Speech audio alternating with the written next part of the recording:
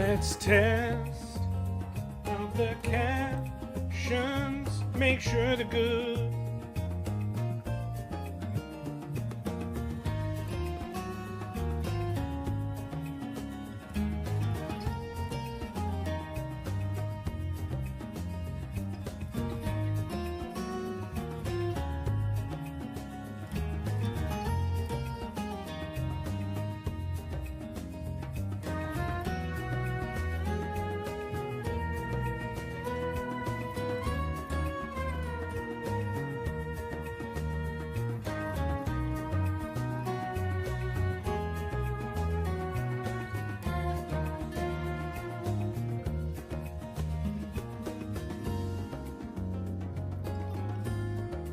I love the Chrono Cross soundtrack so much.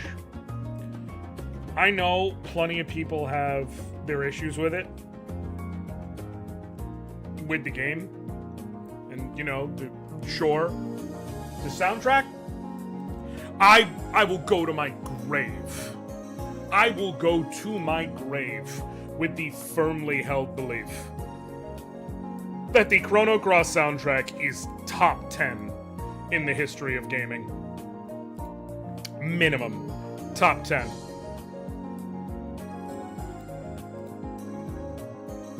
Possibly top 5, definitely top 10. Just due to the pure storytelling magic that it possesses. Like,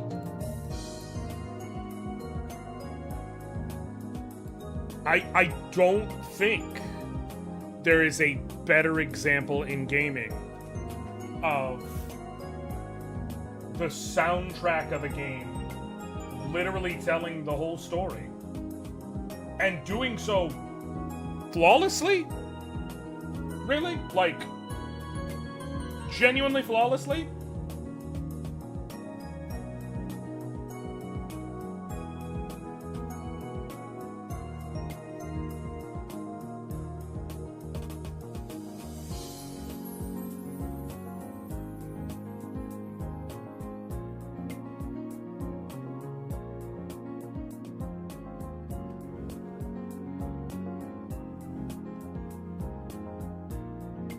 It's just a special thing. It's a special thing. Like,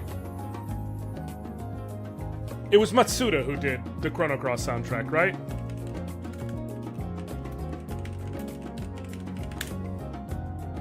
Yeah, it was Matsuda. He's in the discussion. I'm not saying for the Mount Rushmore of composers, Yasunori Mitsuda is in the discussion. I'm not saying he's guaranteed. I feel like Koji Kondo has gotta, like, it was Kondo, right? It was Koji Kondo? Yeah. I feel like Koji Kondo kind of has to have a spot on the Mount Rushmore of video game music, because, like, he made the fucking Mario theme. Like, he has a long width and breadth of work, but that right there, that's the golden ticket. The single most iconic song in the history of video games, I feel like gets you a spot by itself, and then all the rest of it is just adding to the tale. I personally feel like Nobuo Uematsu also has to be on there. I just do. And then, what's her name? Oh my god, it's gonna piss me off. Yoko Shimomura. Like, the first two spots I feel like lock, stock, and barrel. It's gotta be Koji Kondo's gotta be on there. Nobuo Uematsu's got to be on there. And then after that, there are a couple of people who are fighting to get in there. I feel like Yoko Shimomura, I would put her in there. I would 100% put her in there. I want to be very clear. Like, I would give her one of those spots, but I don't think it's quite as objective.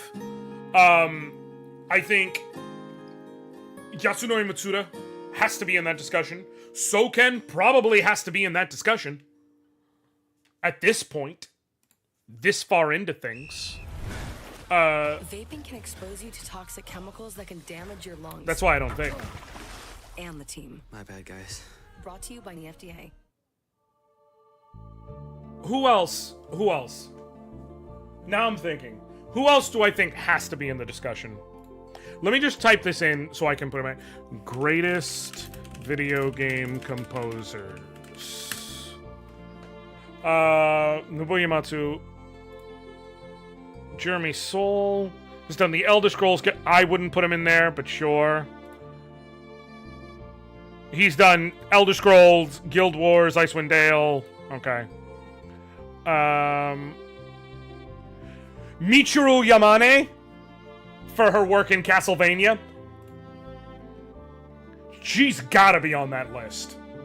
Castlevania's got some of the bangers of all time. Grant Kirkhope, I feel like, kinda needs to be on the list. He has made so many, like, he was Rare's big thing. GoldenEye 007, Banjo-Kazooie, Donkey Kong 64, Diddy Kong Racing, Perfect Dark, more recently Mario and Rabbids Kingdom Battle. He's in there. Yuzo Koshiro, who has only been in so many series that he's worked on, but like Streets of Rage, ActRaiser, Etrian Odyssey, his shit is bangers. Again, this is, I feel like Koji Kondo gets in because he was making so much good music for so long. He's done different styles, and he made the single most iconic video game song of all time. He gets a spot. Nobuya Uematsu has created some of the most epic pieces of music ever known in the history of gaming. Again, that span generations to this day that people still talk about. He gets in. And he is like the Final Fantasy music guy. The biggest epic orchestral tales of all time were spun by him. He gets in. And then for the next spots, there's a lot of people where it's like, it's an argument because it's about, is it longevity? Is it your apex? Is it how much you stand out? Which is a factor. It is a discussion. Like, I'm dovetailing entirely, but I'm here. I'm having this, and I'm not even having this conversation with anybody. I'm talking to a blank screen, but anybody who watches the VOD, you're gonna get to listen to me wax poetic about this. It's kind of, I feel the same way when it comes to, like, people talking about rappers, and they go, like, top 10. You know, who are the top 10 rappers of all time? I personally have a hard time accepting anyone's list as legitimate and agreeing with anyone's list if they do not put Andre 3000 in their top 10 rappers of all time. If you don't say 3 Stacks is one of the greatest rappers ever, I have a hard time agreeing with your list. And I'm not even saying you have to say you personally vibe with his music. What I'm saying is, he had such a one-of-one flow and skill and talent that you cannot... 3 Stacks was so incredible that people forget how fucking good Big Boy was. Like, people look back at Outkast and they just give it all up to Andre, as though Big Boy is not one of the dopest rappers you'll hear on any given Sunday. And that's how good he was.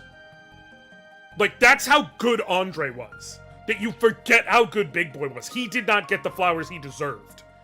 Like, man is just an all-time talent, and there is no one else that sounds like him. Like, there are certain rappers you can look at and you can draw the line and be like, I get how we get from here to here. This guy was inspired by this guy. There is no one who sounds like Andre. It's like he came out of the ether, made his own sound, and just fucking dipped. Like, what do you do? Like, it's hard to... Thank you, AJ. It's hard to qualify that. It's hard to classify that. So that's why when I say I think Yuzo Koshiro needs to be in the discussion for the video game Mount Rushmore of composers, like, you can argue with your mama about that, but the Streets of Rage series music, to this day, people are like, oh, this is some of the most incredible shit that's ever been written, and nobody else has ever sounded like this. That has to count for something. That has to count for something.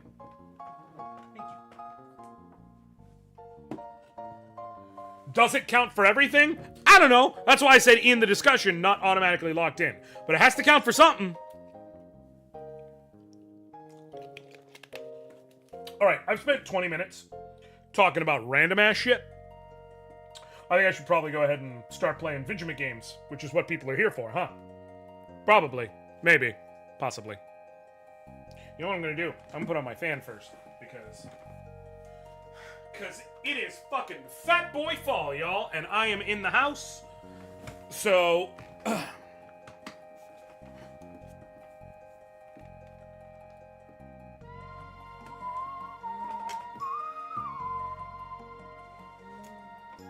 Also, I feel very strongly, in case you can't tell, when it comes to discussions of, like, the gaming composers, and also because I was using it as sort of a dovetail, when it comes to, like, when it comes to, you know, greatest rappers and things like that, I feel very strongly about certain parts of that discussion. I just can't help it. I do. I don't necessarily always voice them, because...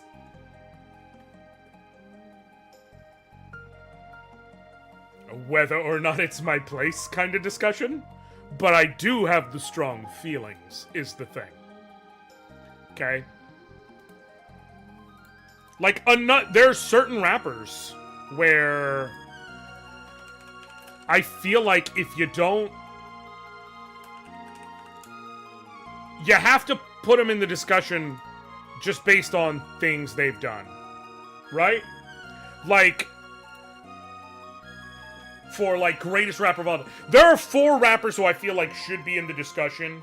Are you the greatest of all time? Just based on you sit there and listen and to them just absolutely break down a particular section or verse and go, is that the single greatest anyone has ever rapped? Like, just for a moment. Is that the single greatest anyone has ever rapped? Okay? Black Thought on the Funkmaster Flex freestyle. Is that the like, you have to sit and question, is that the single greatest anyone has ever rapped?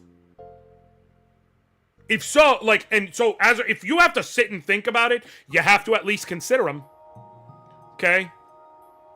I brought up 3 stacks already, but on the title track from Aquemini, when the beat comes back and he just bodies that shit for a little bit, just just fucking slices and dices through it.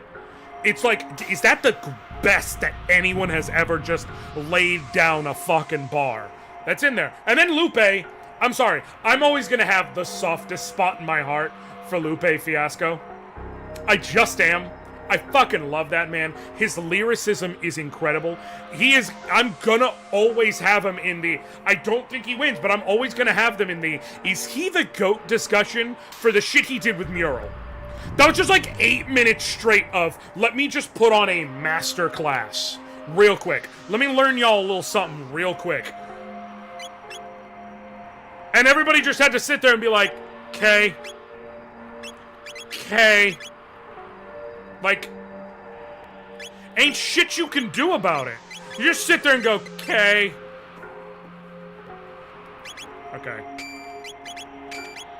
I've left Froki in my party and forgot to change her, and I'm not going back through this shit, so give her the hide tunic, hide cap, and give her the sight scope. And Chrono, he's fine, he's at 1 HP. I'm gonna leave you in the blue mail.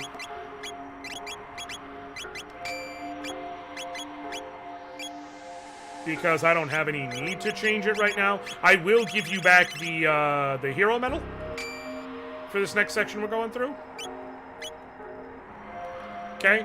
We need to go through the sewers. I got everything as far as, like, item upgrades and shit I can get from having Chalice Pendant. So I've got the safe helm. Huge benefit. I've got the, you know what I'm gonna do? Swap you, and if I'm correct, that means... Yep, cool. Kermit, go ahead and take out the Nereid.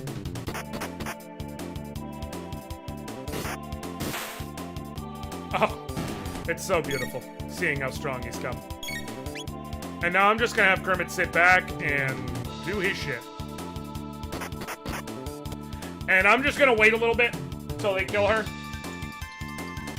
I'm gonna leave both of them alive because his body being there on the right, even though he's extra, stops the middle one from going all the way to the end, which will speed up this process. So I'm going to wait until he dies, because there's a boss at the end of the sewers. He's weak as hell, but if I just take care of this now, I feel better. I don't want to have my other characters have full health going into a boss fight if I can avoid it. Like, if it's a fight where there's nothing I can do, they get healed beforehand, then sure. But I want to go into the fight with the characters having 1 HP, so that either they die from an AoE, or if the boss doles out single hits, there's only 2 shots that go elsewhere. It feels like the fairest choice.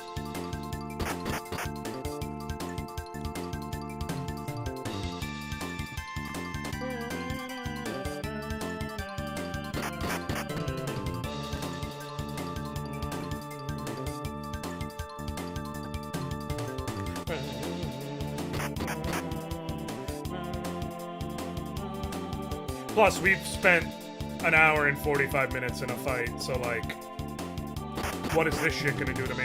I'm gonna turn off this overhead light so I'm not completely color washed out. Into that overheat. This is fine.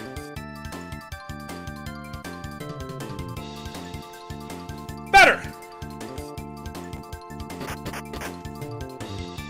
Now there's some fucking contrast to my webcam. To a degree. But how's everybody doing on this fine Sunday? Y'all good? I hope y'all are good. I'm good. I feel really good today. Woke up, had a sensible breakfast. I handled what I had to handle.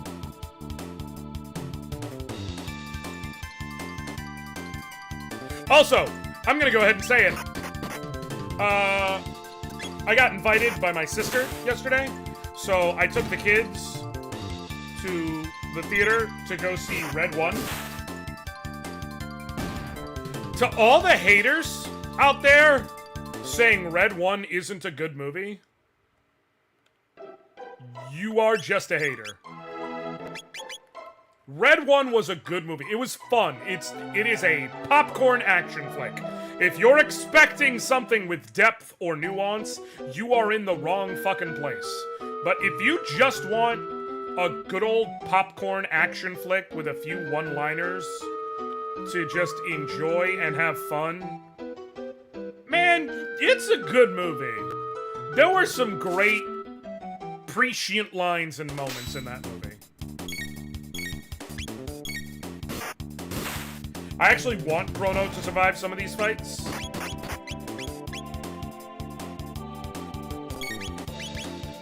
Because I need him to get to level 20 if possible, so that I can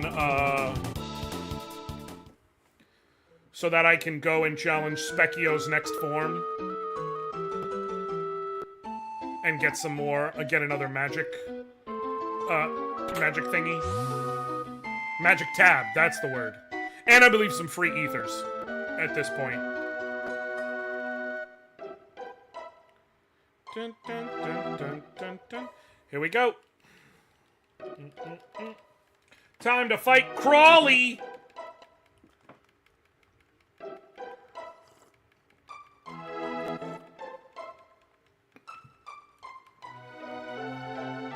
You can fight this fight early on. I just chose not to. But you can absolutely fight this fight early on. Which means Crawley is kind of weirdly tuned. Like, look at this. Bam, bam. All that for... Never mind. All that for a decent, appreciable amount of damage. It's because it put me to 1 HP. Not because it was like a... He can deal 400-something damage. Yeah. He absolutely would have been manageable the first time we come through here, but it was very much a case of, like, why? Why put myself through that instead of just taking care of it like this? Okay. I do, however, need to do this and this. Cool. And now I can use... I'm not going to use the ether just yet. Because I'm going to see if I'm forced into a heal before the next major battle and situation. Oh, good. A bolt sword. Thank God Chrono got an extra That's the reason why you come here early, by the way, to take on Crawley, because you can get that before going on to the factory section with Robo.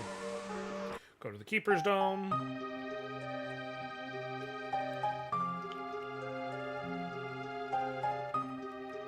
Please do not disturb my slumber. Bing!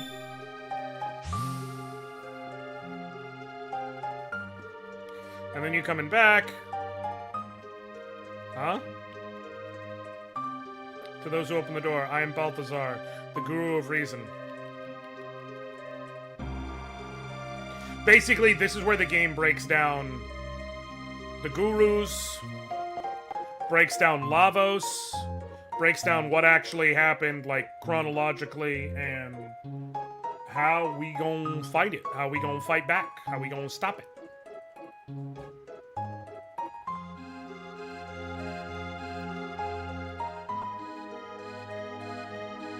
And here we get it! Here's the thing.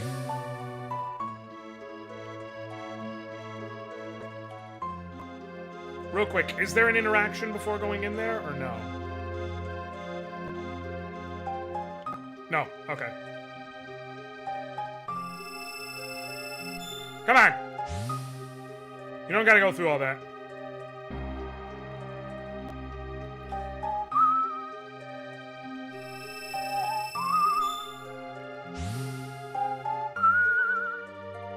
And now we have the Epoch. How do you tell the front from the back? Well, there's a cockpit, so...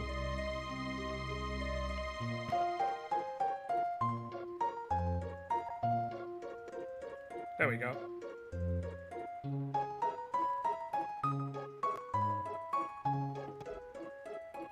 I love this.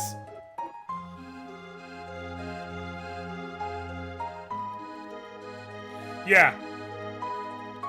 Balthazar literally implanted his memory and brain into a new. Name my time machine. What should I name this? Does Kermit have a car? Does Kermit have a car?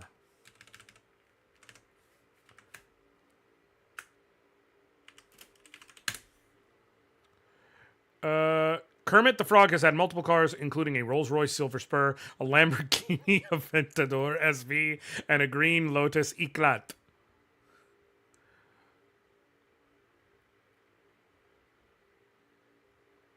Okay.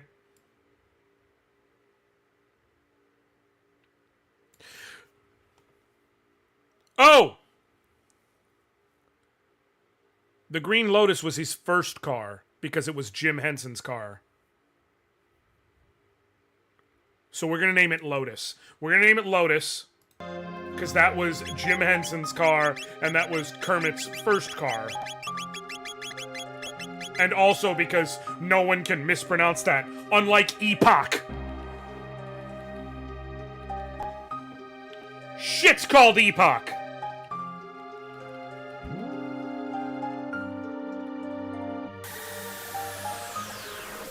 Take off. Sweet.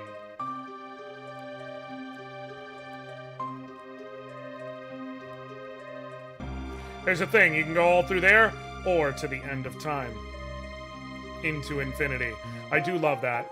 I do love that.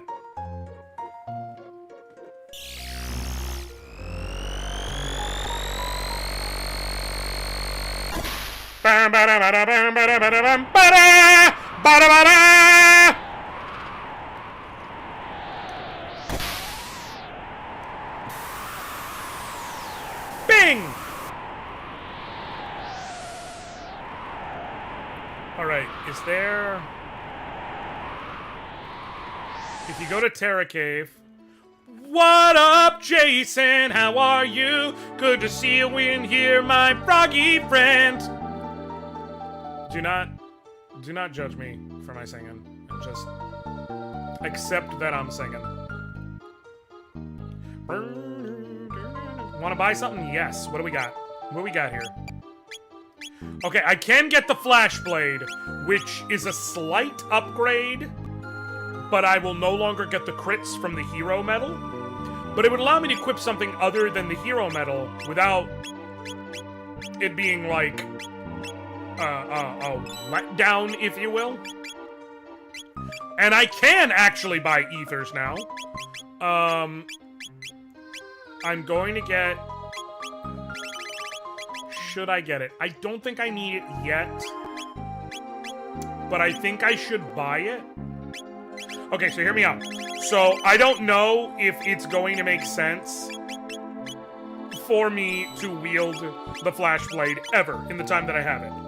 But, if there are no other sword upgrades between now and when I get into a fight where the optimal accessory I need, because I need to be able to do counters or do this or do that, is something other than the Masamune, then the Flashblade makes sense to have. And I'm worried, especially about the fight against the Gigagaya, that I may need, for instance, the Gold Stud in order to be able to have more MP to throw out, like, Water 2s or something along those lines. And if that's the case, I also, if I do need physical attacks in between, the Flashblade's gonna be better. So I'm gonna get it. It might end up being a waste, but I would rather buy it and it be a waste when I have plenty of money than not buy it and feel screwed later. Did I sell all the other stuff that I'm not gonna need? Yes. Okay, cool. Do I want to bunch up my full tonics now? Not yet. Okay, just ate some leftover curry, so I'm doing pretty great, actually. Listen, curry is literally always a good choice. Under any circumstance and any reason, curry is always going to be a winner. Also, after like a week plus of being in the 30s or lower, today it's in the high 40s here in Pennsylvania. It's practically summer at this point, so I'm doing doubly great. I actually was talking to a friend of mine earlier who was leaving PAX.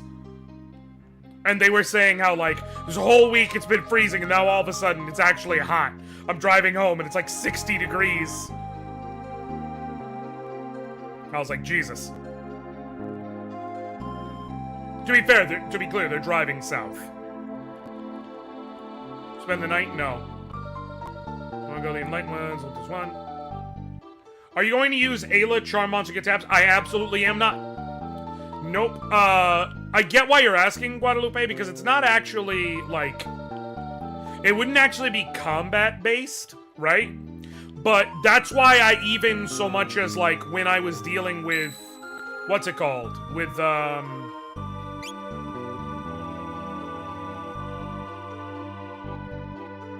What am I trying to say? Oh, when I was dealing with Nizbel, why I wasn't like, you know what, I'll just use Chrono real quick, even though his damage is going to be minimal, just to make him vulnerable or anything like that. Like, it feels like getting an advantage... it's also why I have not used any other characters to heal Frog, to use items, none of that. Like, using another character in any capacity, it just... Even if it's just stealing, like, Frog doesn't have the necessary capabilities to steal from opponents, so it's not his thing. A better way of putting it would be like, let's just say I was doing Final Fantasy VI with only, because I've considered doing Final Fantasy VI with only the Figaro brothers and no magic. And if I was to do a challenge run, like only Final Fantasy VI with only Edgar and Sabin with no magic or something like that, like, I can't steal items, even if they're useful items, because Locke steals items. So, I get it, it's technically not combat, but it's getting an advantage that is only available through another character. So that's why I'm choosing not to. So whatever tabs I can find through the game, those are the ones that I can get. Whatever tabs I can acquire without charming, I am using. But I'm not going to charm anything off of anybody. That's why I joked. I was like, one of the items I got when I was going around with the pendant was the charm... What's it called? It's gonna piss me off if I don't see it. The charm... top. There we go. And it's like... Wisdom says... that... like, that's useful in a vacuum, because, hey, you know, you can... Hey, thank you for the follow, Hamill Retro Games, I appreciate you.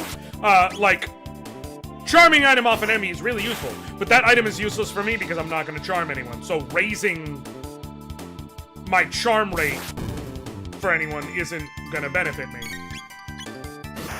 Would you even be able to complete FF6 with just 2 characters? You need at least 3 for Kefka Stout, right? So what you would do, people have done solo challenges. I know, my buddy Tantacles did FF6 with only Terra.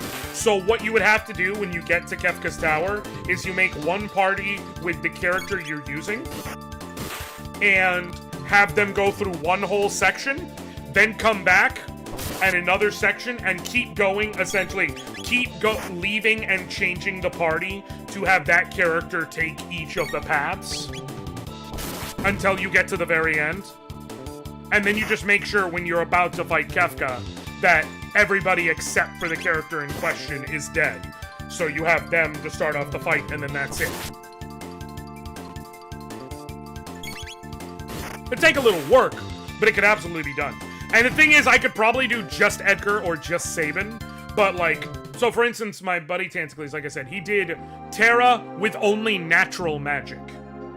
So she can trance, and whatever spells she naturally learns. So it would be Edgar and Sabin with only natural magic.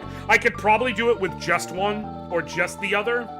But I liked the thematics of the brothers. So that's why I'm considering doing it that way. Like, it's technically easier than it needs to be. But I feel like it's thematically very cool.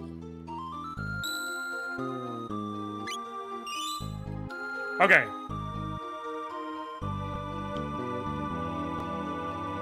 If I'm correct... Oh, this is gonna keep happening. Can I run from y'all? Can I run from y'all? I cannot. Okay, well... Sorry for wasting everybody's time. My bad! Let me just attack through. I was hoping I could save real quick and then continue on the boss fight. I'm gonna have, because, you know, I take some damage. Have you ever played Ogre Battle 64? Guadalupe. I like you. You're asking the right questions. And you're asking the right questions because... this is my favorite N64 game of all time, baby. I actually bought the Hyperkin cables I have my N64 on the table so that I could play it for stream before. I didn't do a full playthrough, for sure. But I did play it on stream for a bit and showed people the game because I wanted to. And it is my favorite N64 game of all time, bar none. In fact, I have actually, like, I was involved for a while in a Discord that was, like, for people who were working on modding Ogre Battle 64 and, like, understanding all the secrets of the code and this, that, or the other. And let me tell you, I ended up discovering for them something, which is, so... I'm about to nerd out for y'all. You're just gonna have to accept it. In Ogre Battle 64, the fairies that you can recruit, they have a very weak light magic move, and then they have Blow a Kiss, which gives very weak healing, and also gives a buff to a character of boosting their stats by roughly 10%. And it's not roughly 10%, by the way. It is exactly 10%. And those kisses stack if you have more than one using them. And the 10% is multiplicative based on the math. So in other words, the first one would put you from 100% to 110%.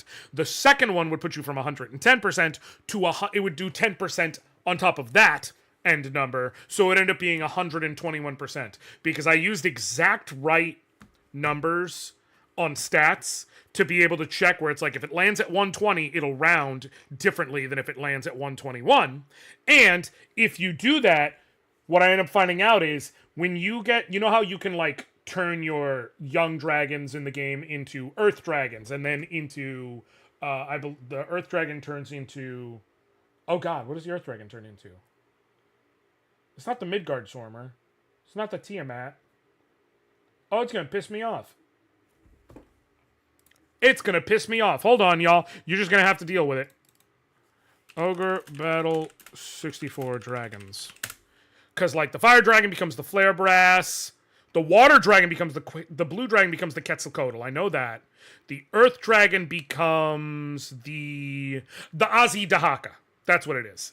When you're going to promote at the end of the fight, it checks to make sure your stats are the correct number at the end of the fight while still factoring in that stat boost. So you can actually promote your dragons a couple levels early if you were to get them into fight, like go out into a battle, you have a unit that's a unit leader, the dragon, and 2 fairies, and you keep save resetting however you have to until you get to the end of the fight, you kill the enemy, you get whatever amount of experience you need to level up, basically, and this does not work in training, because the dragon can't promote at the end of training.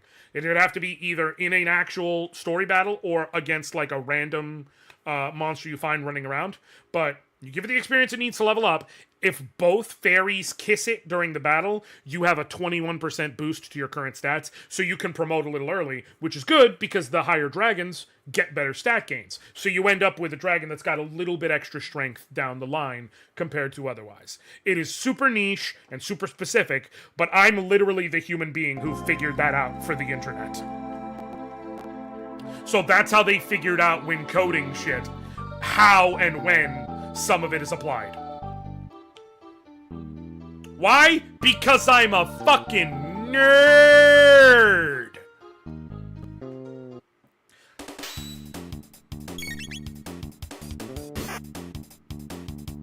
Thank you for your service. You're all welcome, by the way. I was in these trenches.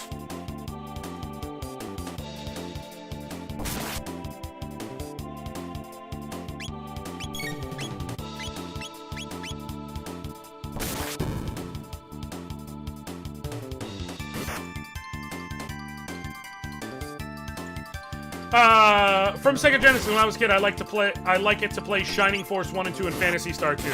Man, Guadalupe, you gotta keep hanging around. I don't know if you do Discord, but if you do, feel free to hit ! Discord in the chat.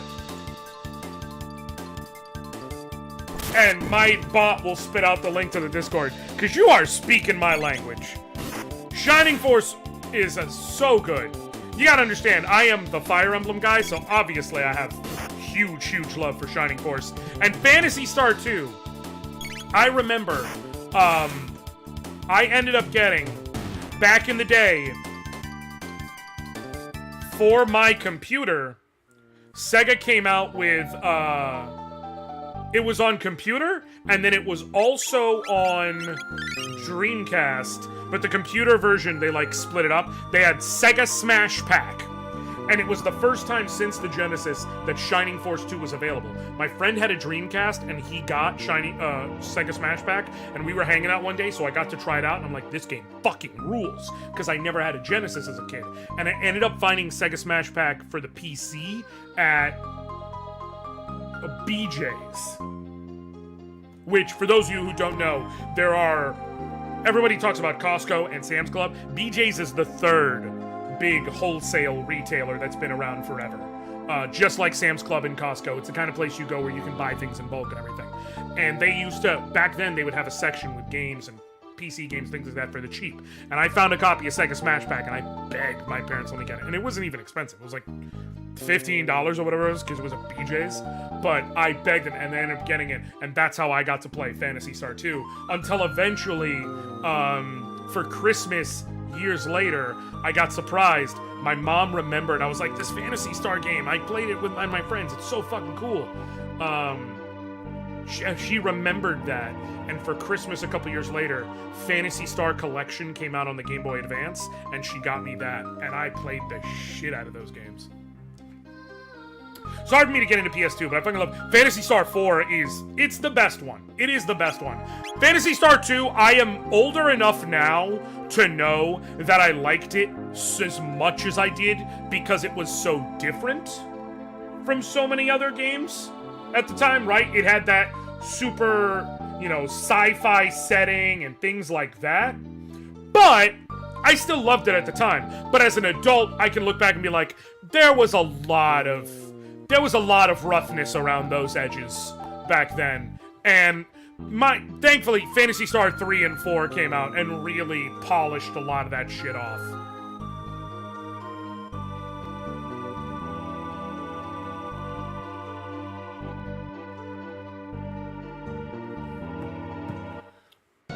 Okay, so thankfully I can deal with this one very easily.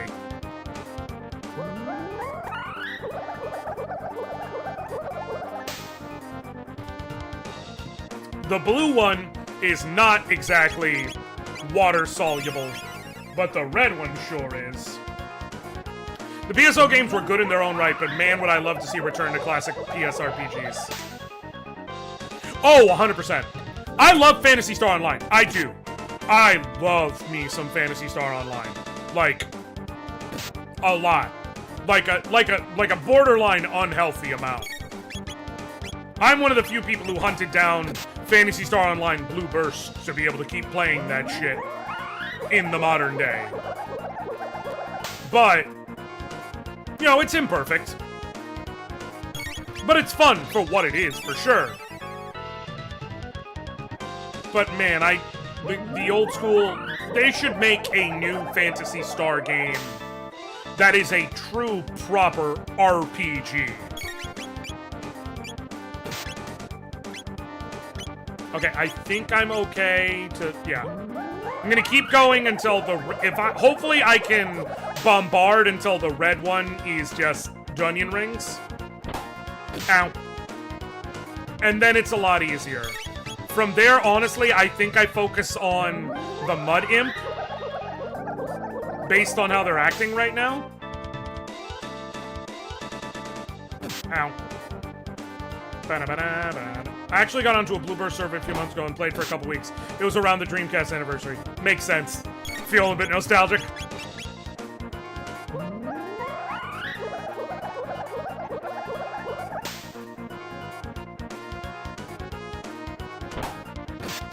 It's kind of like how there is, I'm trying to remember the name of it, but there is a free server out for, ow!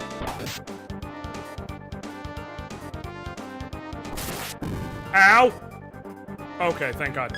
For Final Fantasy XI that, man, I know I stream Final Fantasy XIV. I know Final Fantasy XI as a game is not exactly popping off. I do kind of want to go back to Vanity L.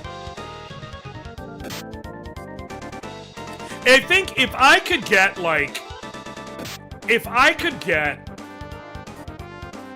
a consistent group of folks together,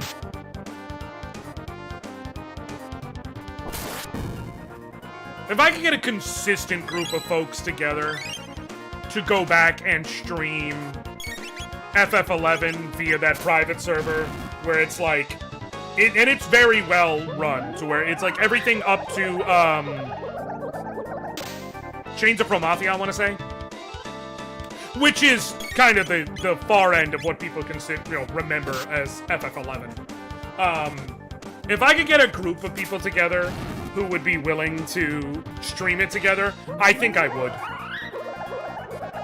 If we could just, like, as a gang, go back and, like, experience that all over again and level up together and everything.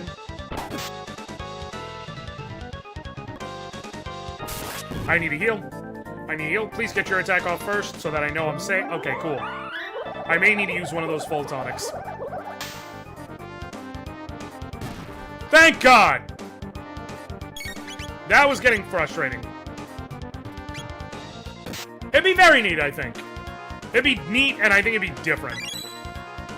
You know? Like, going back and handling that kind of a challenge? Okay. I think I just... No. I mean, I guess... It's fine. Are you just gonna keep healing? Oh, you... Oh, that's right. Did you do that as a counter? Oh, yeah. I'm gonna have to... I'm definitely gonna have to go after Blue Boy over here.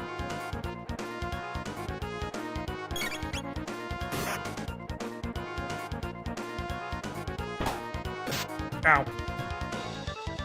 Imagine you're in a fight against two, like, giant rampaging elemental beasts. And also just this little fucking Gumbad who just kicks rocks at you. Timing wouldn't be bad either, because there is 11 content coming to 14. Yeah, the whole idea is like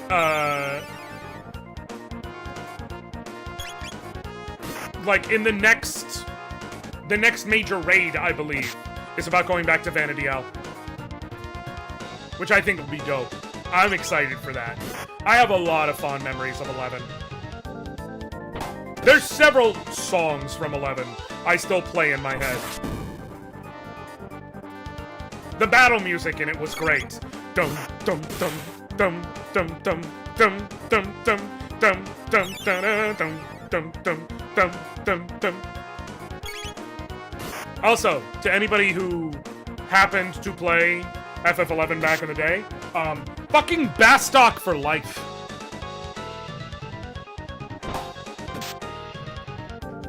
Not up for discussion. Not up for discussion.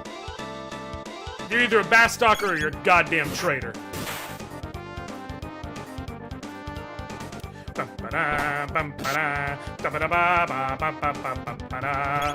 Be greedy. Get one more hit in, and then I'll heal.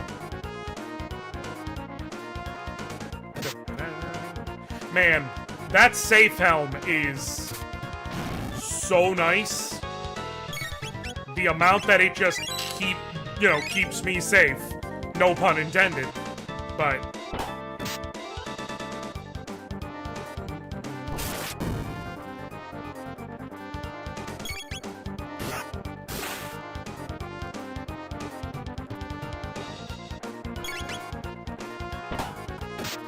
ow.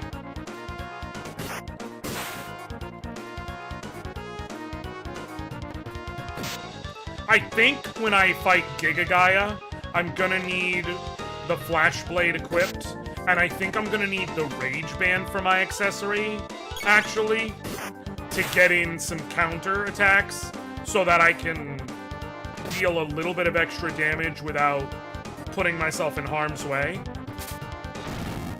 I think that's probably gonna be the play.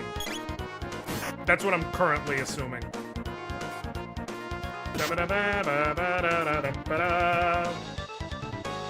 Frog's just got great sustain, man.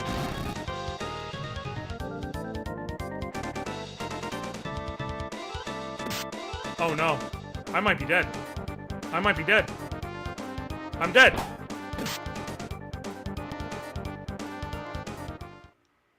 You gotta be kidding me. You gotta be fucking kidding me.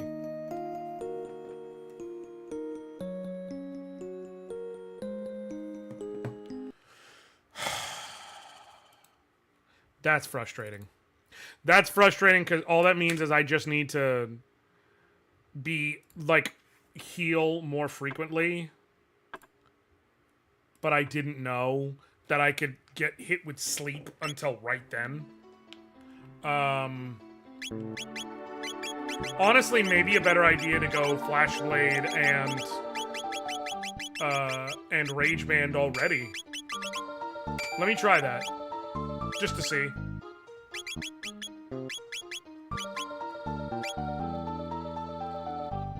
Might as well try it. Worst cases, it isn't as beneficial as I'd like. But I think all the attacks I take, it'll make sense in the end of it all. No! I gotta reset.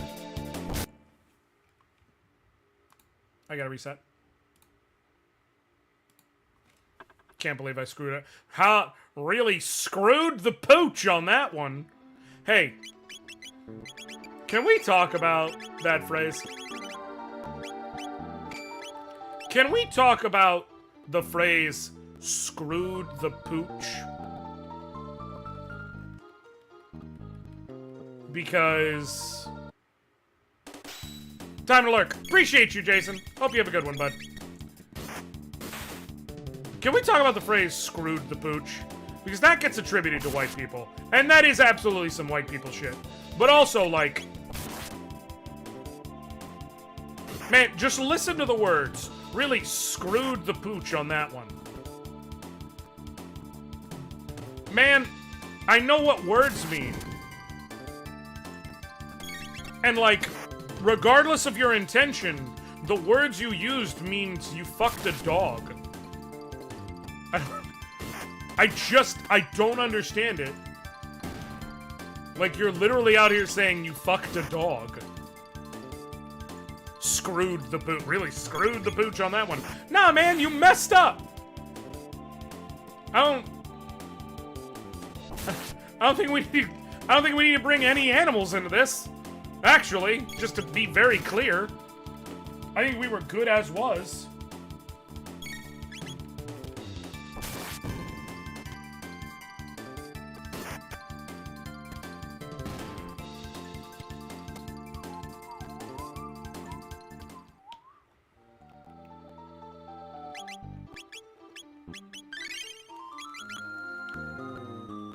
I keep running to the right, which is stupid because I already know good adventurers go left.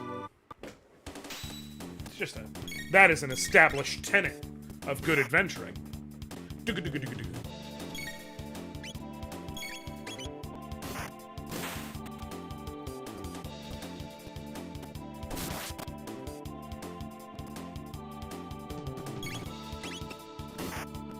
Sweet. Oh, is that gonna mean I finish you real quick for the counter? Yup.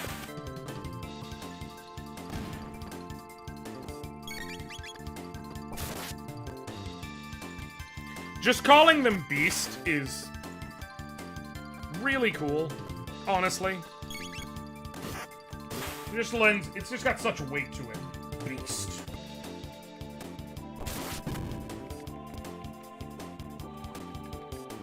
Also, I went, for anybody who's interested in poetry, I went and dropped a haiku into Blue Sky today.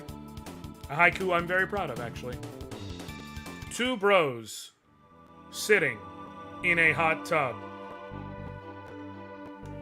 Wait. Let me get it exactly right. No, 2 bros chilling in a hot tub, 5 feet apart. Because they're not gay.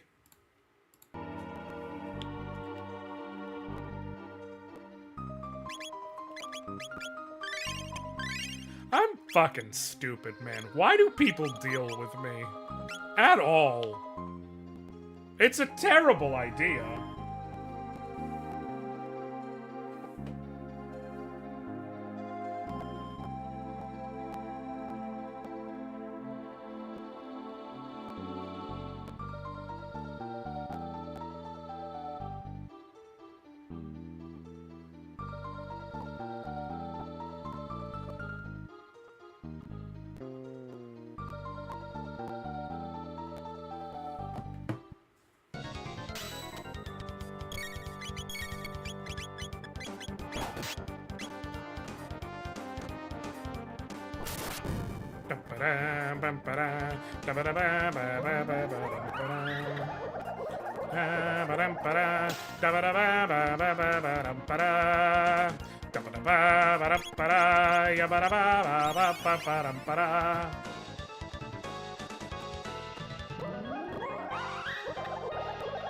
Okay.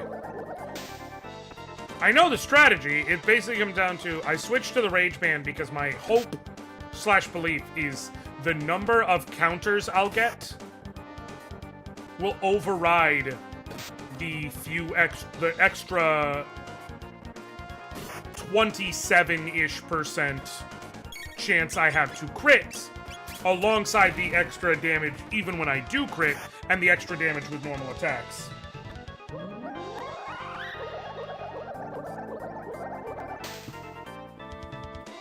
As you can see, it's already paying dividends. And it'll allow me to not feel like I have to be quite so aggressive with my attacks, and I can heal them more. I'm definitely not going to want to let myself get below about 200 HP. Around 200 is where I'm going to want to heal.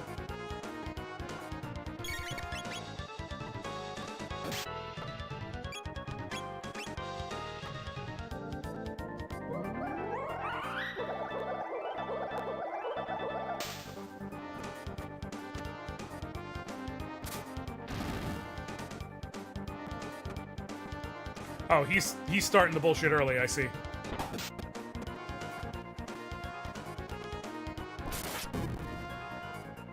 So it's good to know that he just decided last time to let me live for a while. Good to know.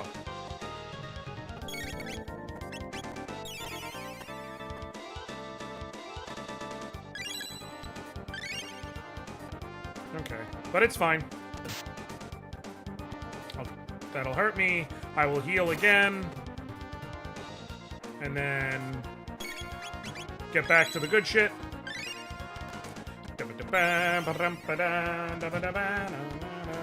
He seems to be fighting a little bit more like an asshole this time, that's for sure. Like, he put me to sleep so much earlier, he's healing more. He's certainly fighting like more of an asshole.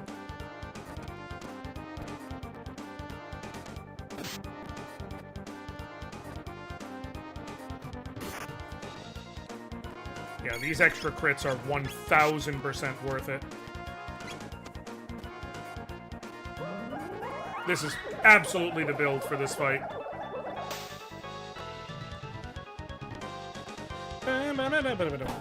Water 2 isn't going to help me here because the Blue Beast, I do know, does resist water-based attacks.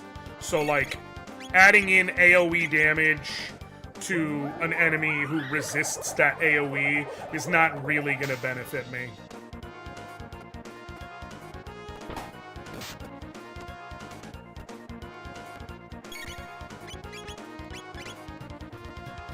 Ow. No. Right.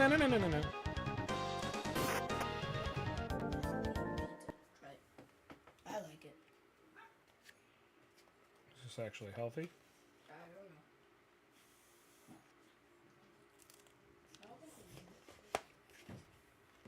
don't know.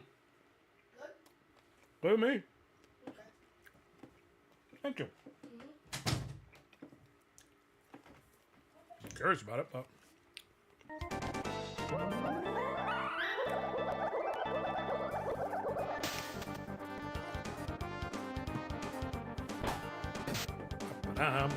Come on. Alright.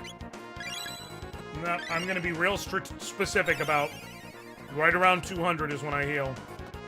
That's the safe number where even if I fall asleep and then get hit twice before waking up, I'm barring a very specific set of attacks and high rolls, I'm gonna be fine.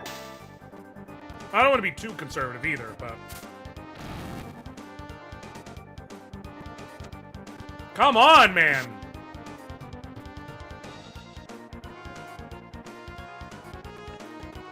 Which 200 will be even more of a comfy number once it's down to just one beast.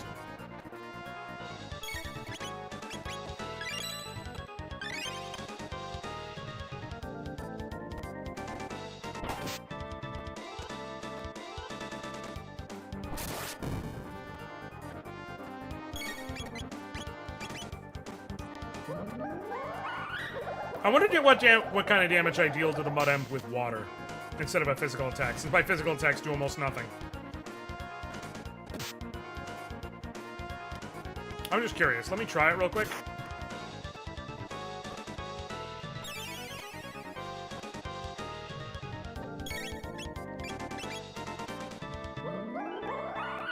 Okay.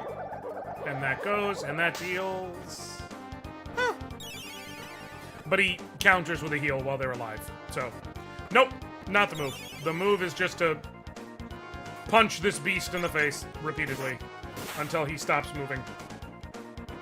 And heal as needed.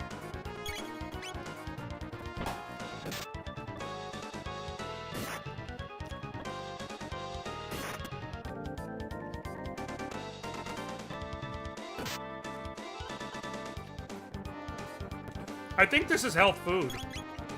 Because it has a kind of unusual texture. I just don't know what it is. But it's decent. Like, it tastes good. I would eat this again. So, it's fine.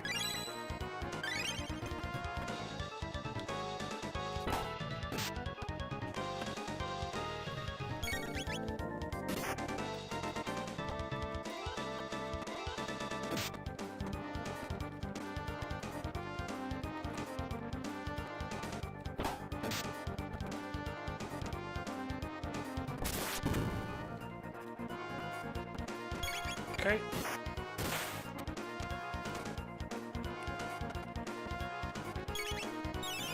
No! Oh, well, that's fine.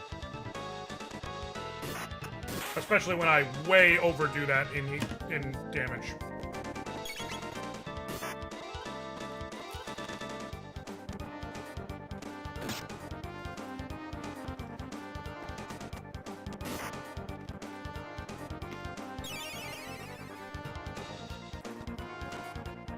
One of my favorite memes is me. Heals 6,000 times during a boss fight. Boss heals a single time during a boss fight. Mother! But to be fair, it's the social contract, right? I can heal. You can heal. I can heal. Bullshit if you heal. That's because I don't come to this fight packing 6,000 HP or whatever the fuck. It's a power dynamic, bro. Acknowledge the power dynamics at play.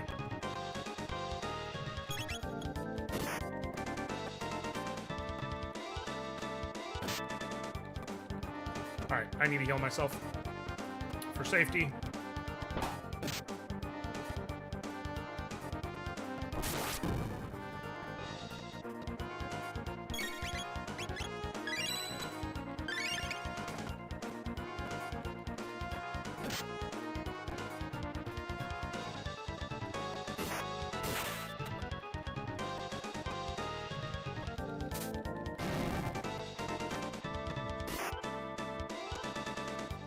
Okay. This thing should be dead. Any hit now. Just mathematically.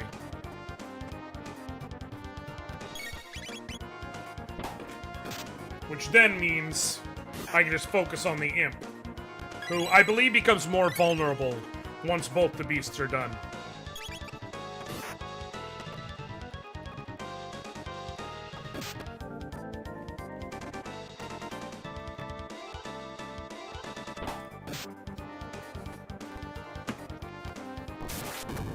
Ow. Really?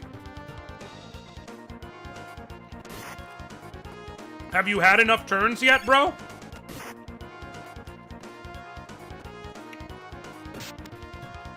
Okay. Higher chance of reprisal at low HP. Got it. That's fine. Square loved doing that shit back in the day. One of my favorite examples, Final Fantasy V. There's a fight in the Library of Ancients against Byblos.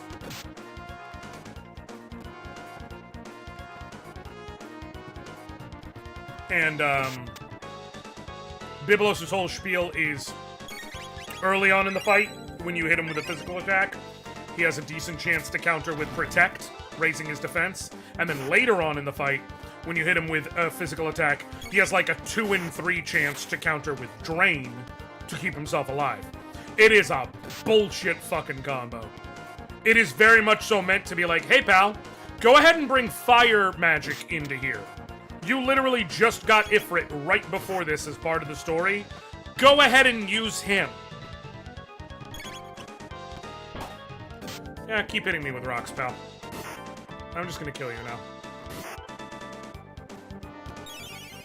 Okay, physical attacks are obviously not gonna cut it. I'm gonna have to just flood this bitch.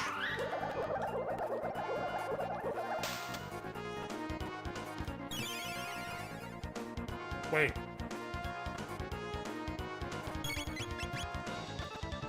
Wait.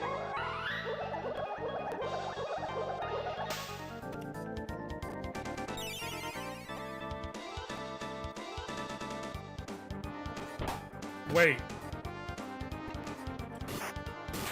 What am I supposed... Okay. There we go. Now that he's like this, he's vulnerable. Okay. I was like, what am I supposed to do if he heals in counter response to every one of my actions? And he heals for more than I do for damage.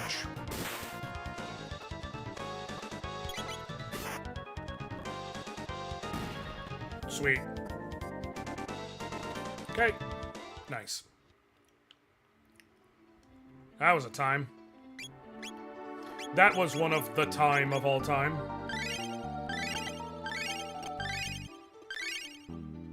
Okay. Not gonna ether just yet.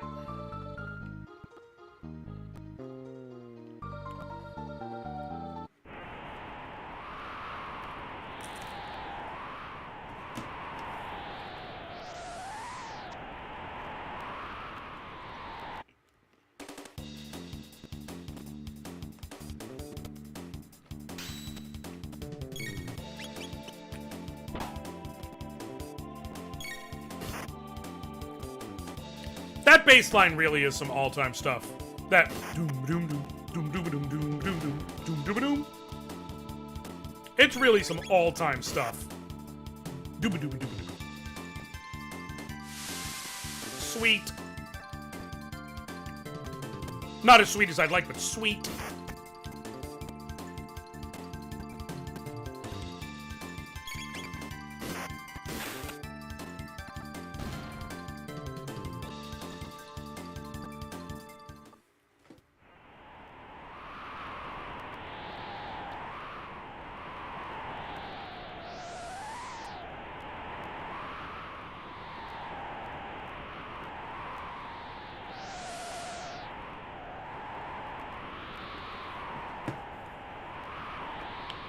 Okay, gonna go the other way because there's a chest, and I don't know if the chest is anything I care about, but it is in fact a chest, so whether or not I'm going for it is no longer the equation.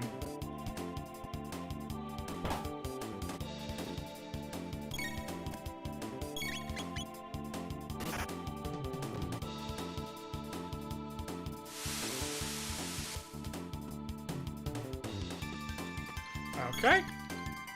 Sweet. Took care of that.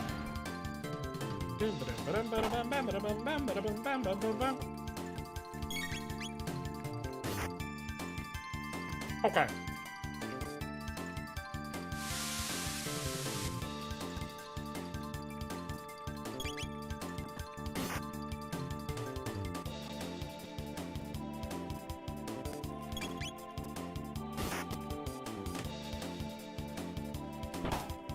Ah!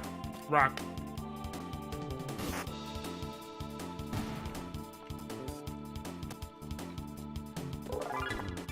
Hey, Kermit leveled up. Kermit leveled up. Got to see that level up, because Kermit leveled up. He's still a good chunk from Cure 2. Josh, have you ever played the Castlevania games? Oh, I fucking love Castlevania. I am a massive fan of Castlevania. Hell, I have Castlevania hot takes all the time. Specifically that you can talk about Bloody Tears all you want. You can talk about Simon's theme all you want. Castlevania has some great music. The best song in the Castlevania franchise is Bloodlines. It is. You're allowed to disagree. You're wrong. And a good part of it is my love for bass lines. But I don't care. That intro... No! Please kill him. Thank God.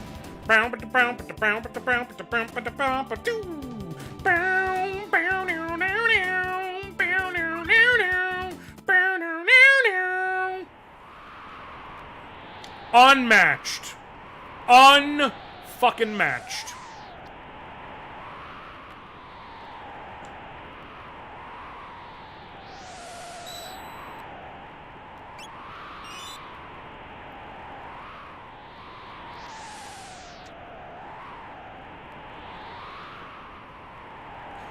My favorite Castlevania game, I played damn near all of them. My favorite Castlevania game would be Portrait of Ruin. I don't know why. There's just something about it that scratches my brain folds in exactly the right way. I love Portrait of Ruin. When they finally announced the Dominus collection that just came out, I immediately grabbed it. I ended up playing it headed to PAX West and back. But my joke that I said when they announced it that I put on social media was, guys only want one thing, and it's Jonathan, Charlotte! Or Jonathan, Charlotte! Let me get this right. Jonathan, Charlotte! Jonathan, Charlotte! Jonathan, Charlotte! Guys only want one fucking thing, and that's what it is.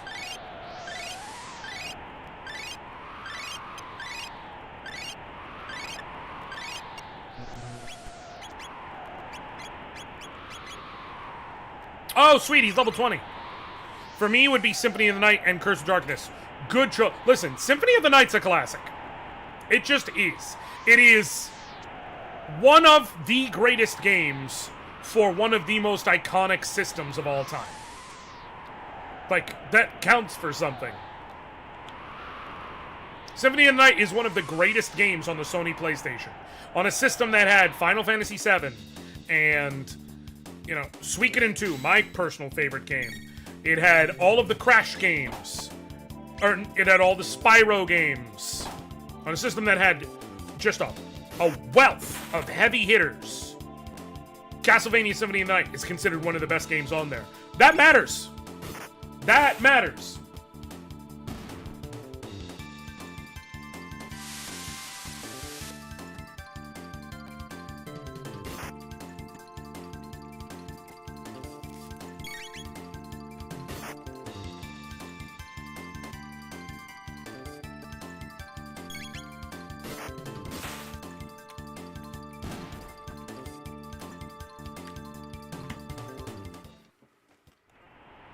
Symphony of the Night also responsible for one of the greatest cutscene dialogues in the history of video games.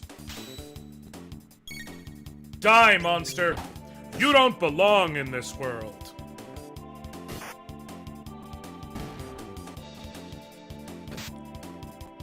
What is a man? A miserable little pile of secrets. But enough talk! Have at you! It's genuinely one of the all-time great lines in gaming.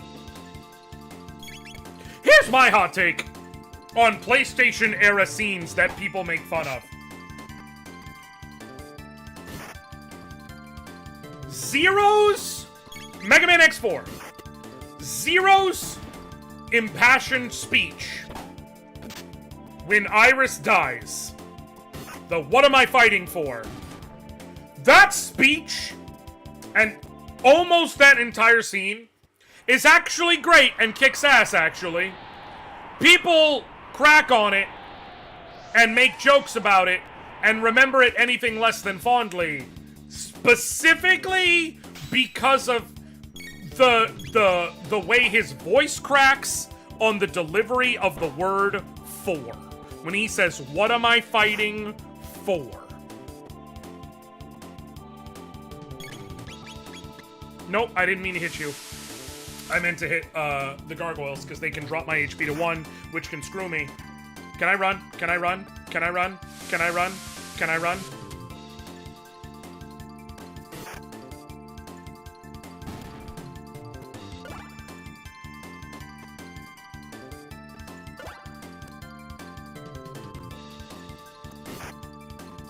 Oh, I'm fine, actually.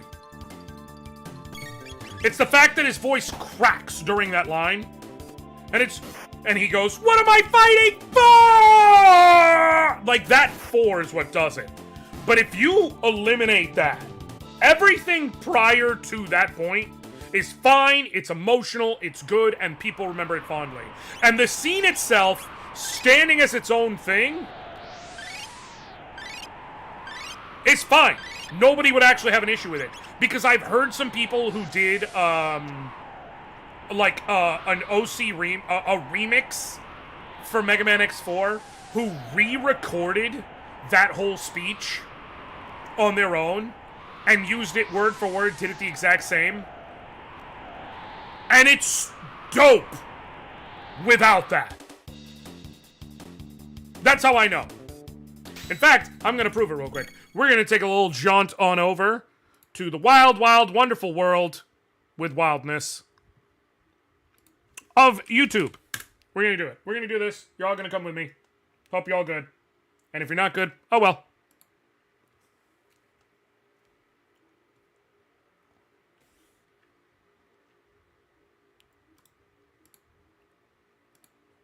Hold on. Nope, cool. Don't need that. 0. What am I fighting for? Cool.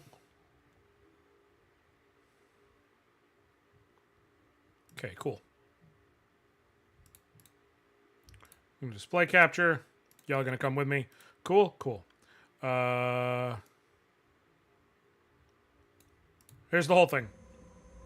Here's the scene. Okay. I'm gonna play the whole scene because it matters. Okay? Iris. Sarah, And yes. Hang in there, Iris. Hoo-ha-hoo! please, Hoo-ha! stay away from Replifos. Let's live together. In a world where only Reploids exist. Closed captions don't have a fucking Iris, clue there's how no to do world it. just for Australian. Reploid. It's only a fantasy. Yes, I know, but I wanted to believe it. I wanted to live in a world where only Reploids exist with you. Iris.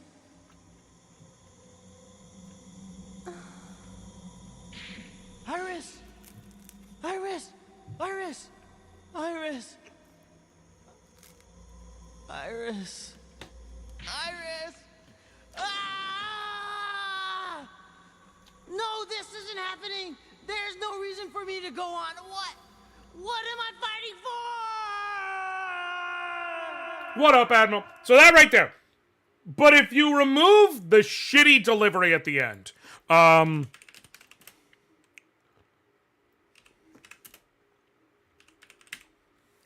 what I know, I will know it when I see it. Not OC remix, just a remix. Excuse me. Is this it? 0 and the Plight of Iris. Okay. Listen at the very beginning of this.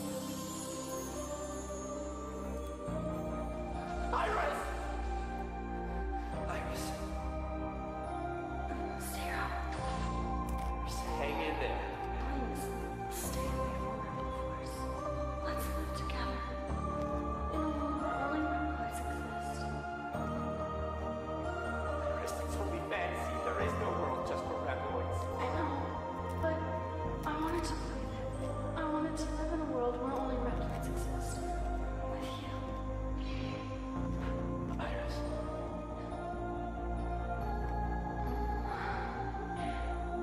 Iris. Iris. Iris.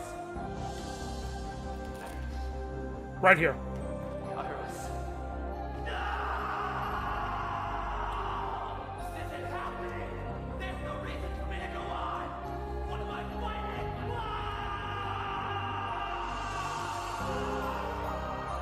Don't you tell me that that shit doesn't have emotional impact.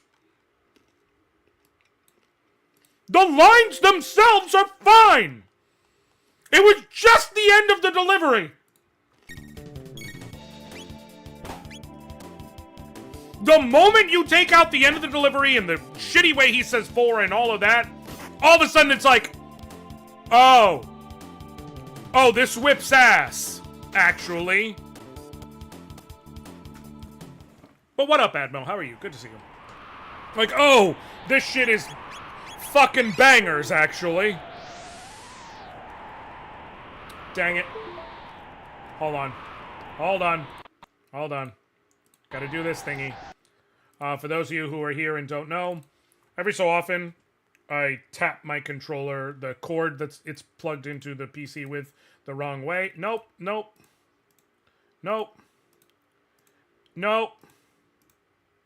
There we go. And in order to properly get back into the game, I just have to do a quick save state, turn off the SNES 9X, turn it back on, and we're good. Is shield just like barrier for physical attacks? Yes. That will be less useful. It really won't even be used until, at best, when I get the Prism Helm for endgame fights. But still worth getting now.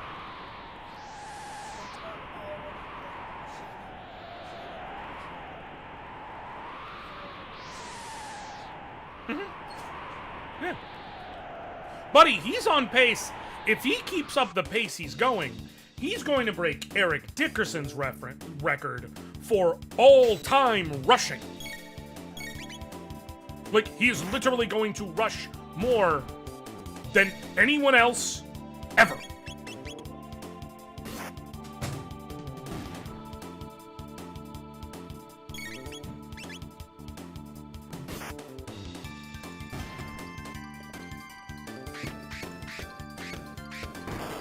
LOL. Well, thank God. Thank God, he put Chrono to 1 HP. What am I gonna do? Whatever will I do?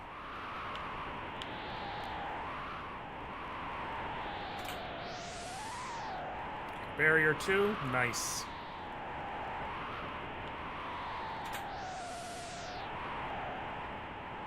Not a barrier 2, but a barrier in addition. Okay, what are y'all like? Can I kill you? Sweet.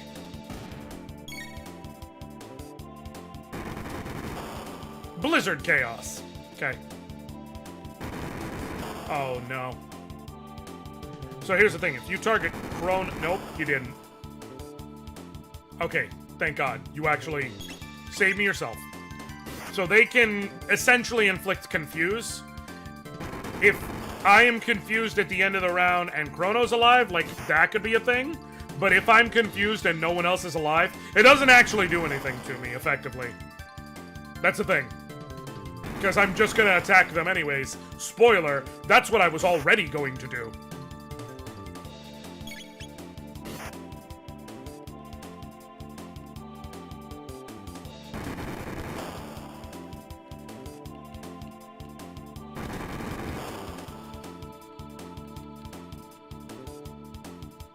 Ding! Jesus. That is what it is. His attack, I do believe, goes down a little bit while chaos and hitting enemies. But their health is already so low from me hitting them that doesn't really matter.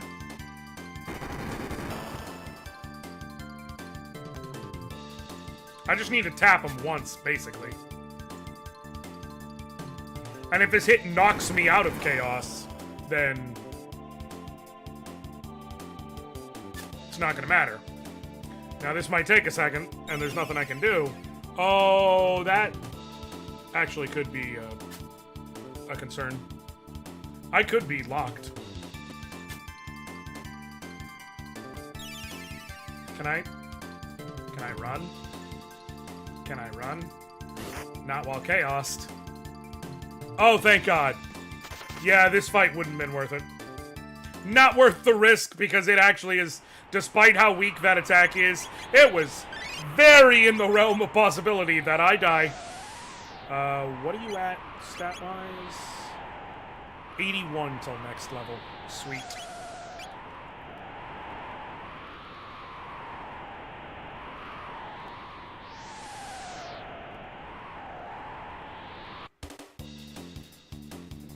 Okay.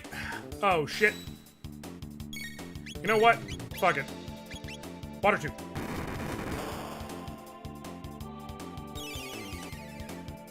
Thank God. Please kill everybody.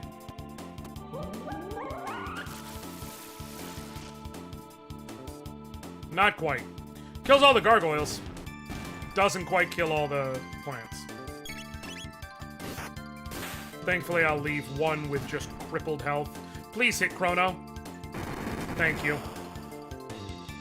Thank you for listening. And this is your reward. Death! Sweet. Level up. Got a shelter. Got another shield. I do need to go around and make sure I get all these items and everything, because things like shields in endgame, I have no idea how valuable they will be, but I have to presume it's very valuable.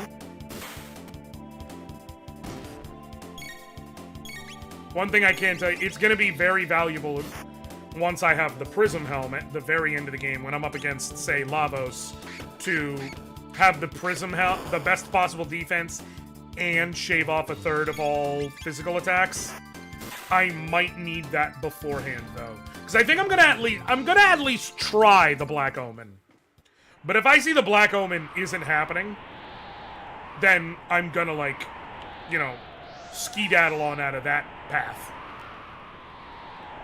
Though if I see the Black Omen isn't happening, I don't know that Lavos will be happening, so... mileage may vary.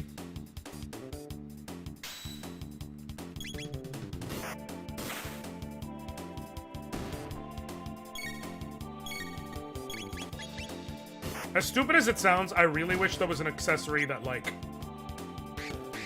gave some sort of a trade-off where, like, you get some sort of a benefit, but it lowers your speed. That would honestly be the thing I would equip Chrono with. Because he's really fast, which is one of his strengths in a normal game.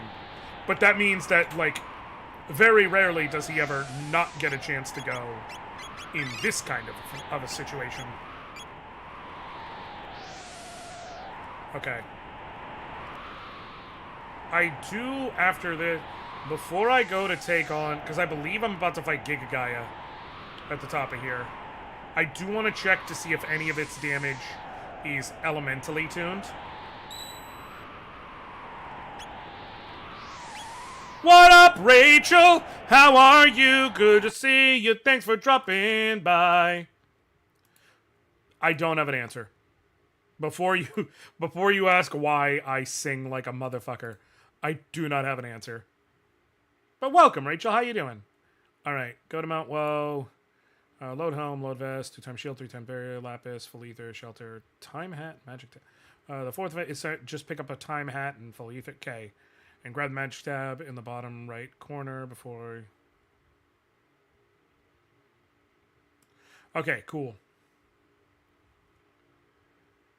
Attacks. Head revives the arms. Left hand, arm attack, HP cover. Arm attack cuts half by health. So I need to do the left hand fast. Gaia Magnade, fire, screen turns red. Rock start to levitate, deals fire damage. Right hand revives the head, or heals the head, and uses water. And then when both hands are alive, they do a shadow attack or a fire. Lightning shoots from both hands, and then a big blue circle of light appears. Red orbs from the screen, hits all part of them. So it can do fire or shadow. So the smart move, especially given Frog, is to go with the red mail. This will make the left hand's fire move useless. It will make the double hand blaster fire version useless, which is actually its single most damaging attack. Frog already naturally resists water, so it's just going to mean I'm susceptible to the plasma attack.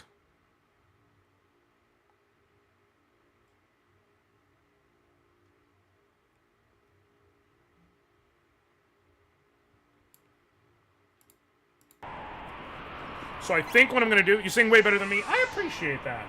Not that, like, I'm not taking a shot at you. I obviously don't know how you sing. I'm assuming that you, I'm assuming that you're saying, like, that's a compliment. So I'm saying thank you. I appreciate the compliment. Give me a second here.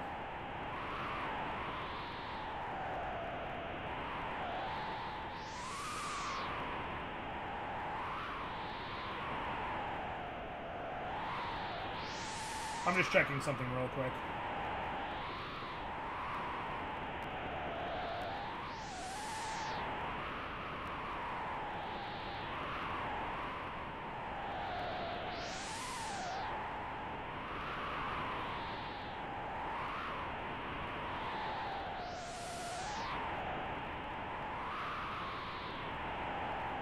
Oh, God. A friend said to me, I couldn't believe it. There was one of the games of all time in Jacksonville versus Tennessee. You know it is one of the football games of all time when a game ends 10-6. Truly one of the games of all time. I'm not going to keep the load vest. I'm going to sell them. 1 point of defense will under no circumstances be something I care about having over adding on elemental resistance. It is! It's a baseball-ass score. 10-6 is a great baseball game. 10-6 is a shit-ass football game.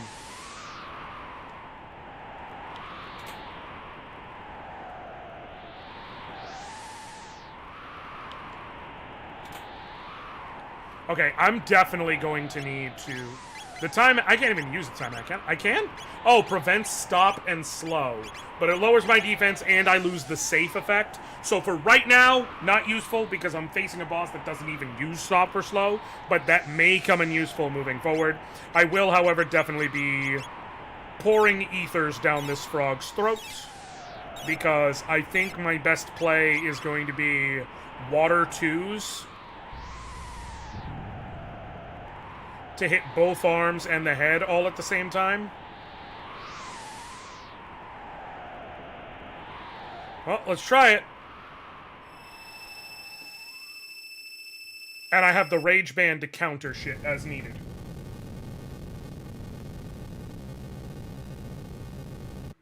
Bah! Okay, tech, water 2. Of course, he starts out with the one attack. With the one attack, I have no defense against. You asshole. But I absorbed this one.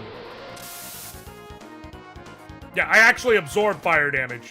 So as long as he does that, I'm fine.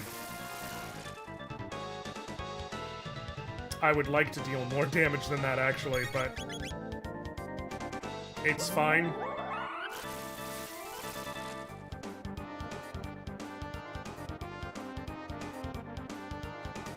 Again.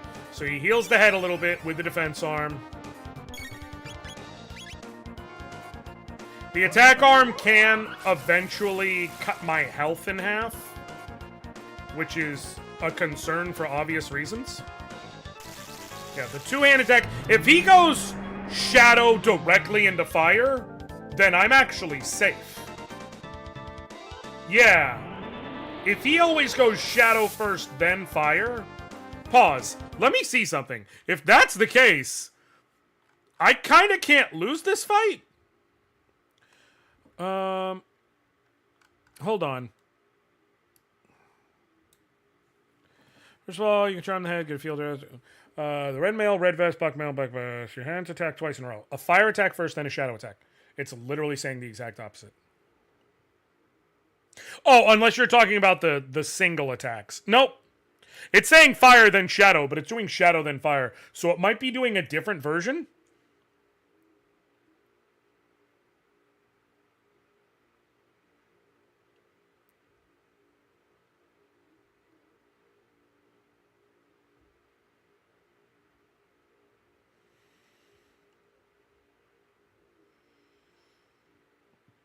Yeah, I basically can't lose this fight unless it inverts the order of those attacks. Okay, see here? Now it happens. So it's random which order it does it in. Anytime it does shadow then fire, I'm fine. Oh, it didn't even do shadow that time. Alright. I'm not gonna complain. If you want to just throw this fight, like, you're allowed to do that, Gigagaya. You don't need my permission to throw the fight. You can just do that.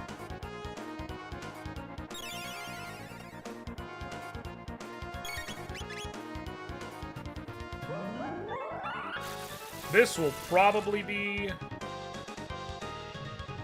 Nope, one more to get the kill. But it at least looks like he's alternating. Like, I have not seen double shadow yet. And if he can't double shadow, he can't really kill me. I was worried about this fight. Apparently, I didn't need to be. The ether.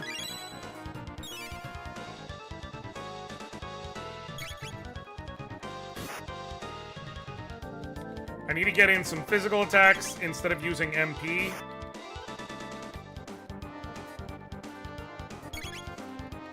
Because clearly I'm gonna burn through MP, and like, it's not like I have infinite mid-ethers.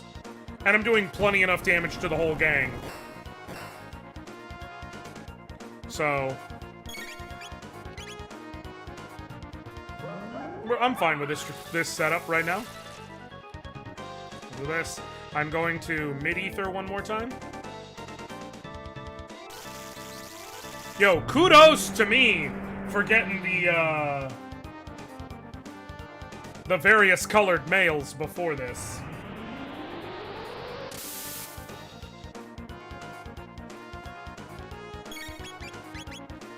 Because, man, this red mail, I'm like, bring it, bro. What am I worried about?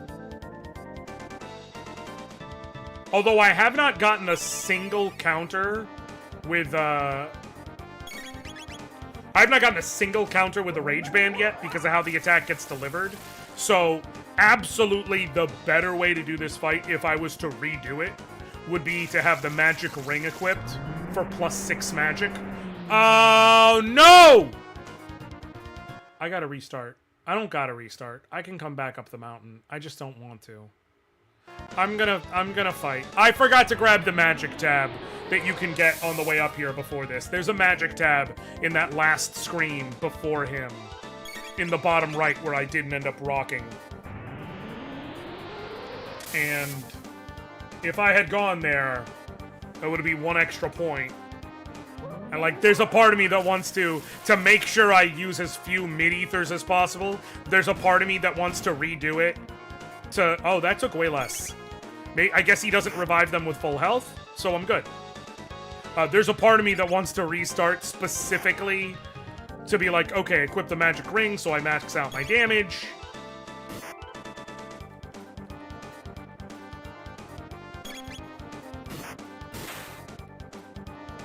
And get that that magic tab. For boss, this guy, the Gigagaya does have a cute face. You're not wrong. He's a cute looking dude. He's got like, he's like a bat, like some sort of freaky ass cute bat, right? I see it. I see it.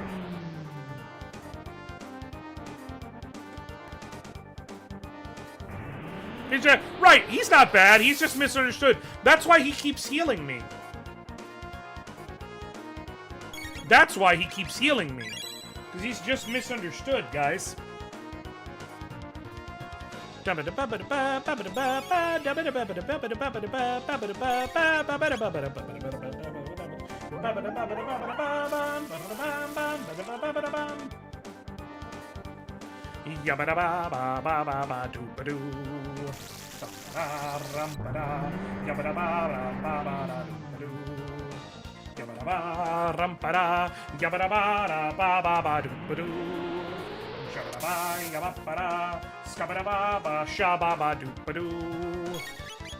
That's actually the original writing for the music, the notation.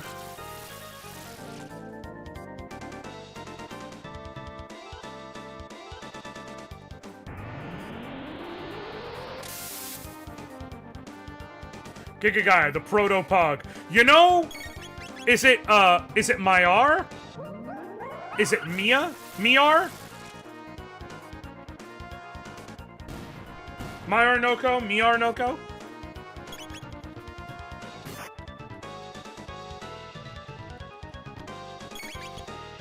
You are correct. He's pogging right now. He's...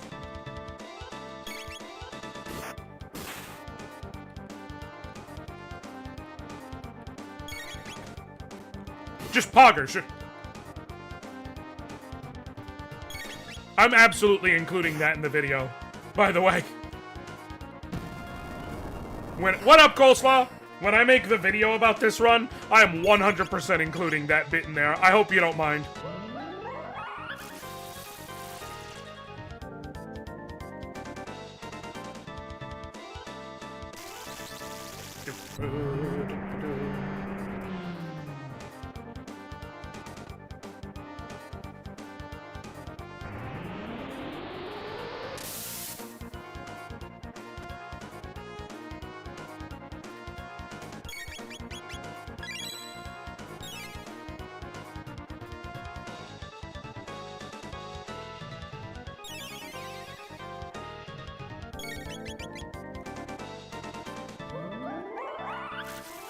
Hey.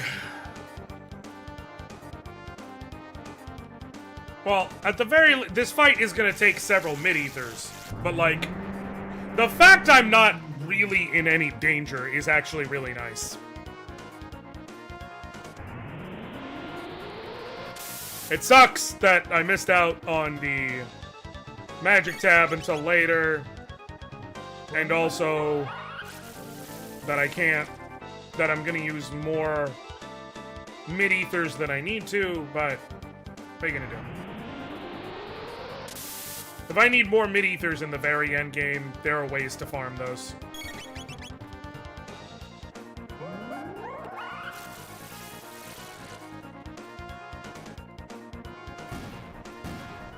Okay, let's go for broke!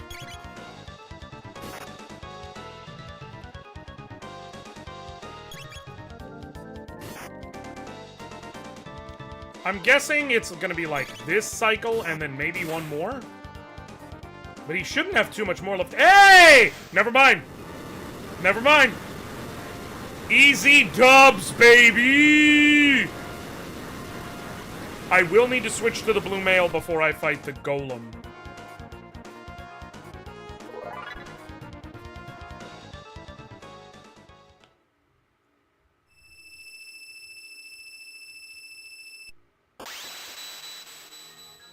Okay. Do I have to interact with it? Or does the cutscene automatically happen?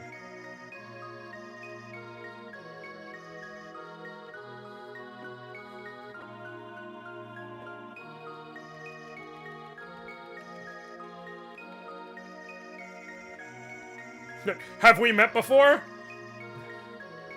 Define before. That's my favorite. Have we met before?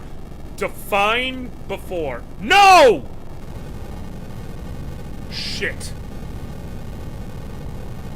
If I don't redo that fight, I'm missing out on a magic tab.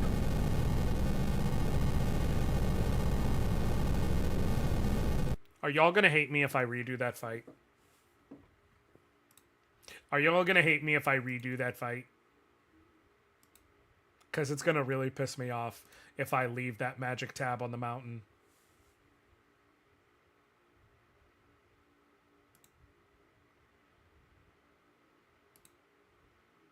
Alright, I'm gonna redo it.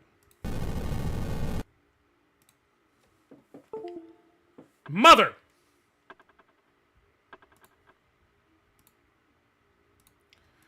I feel like that's immediate recompense for my choice, but it's fine. Look, it's gonna bug me that I'm leaving extra magic on the table. Oh, no, yeah. Well, no, I will probably make a joke about it when I do the actual video for this run. Swap that to the magic ring to max out my magic so I deal the most possible damage. Which will also limit how many mid-ethers I need during the battle, which will only make this whole process a lot easier.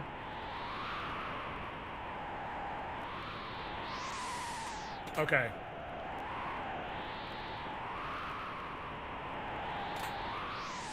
And then it's over here. Da-da-ba-da-ba-ba.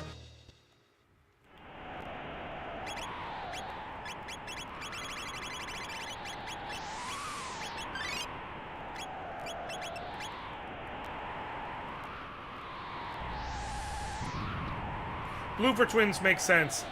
Triple tech eyeball jerk's probably going to be more trouble TPS.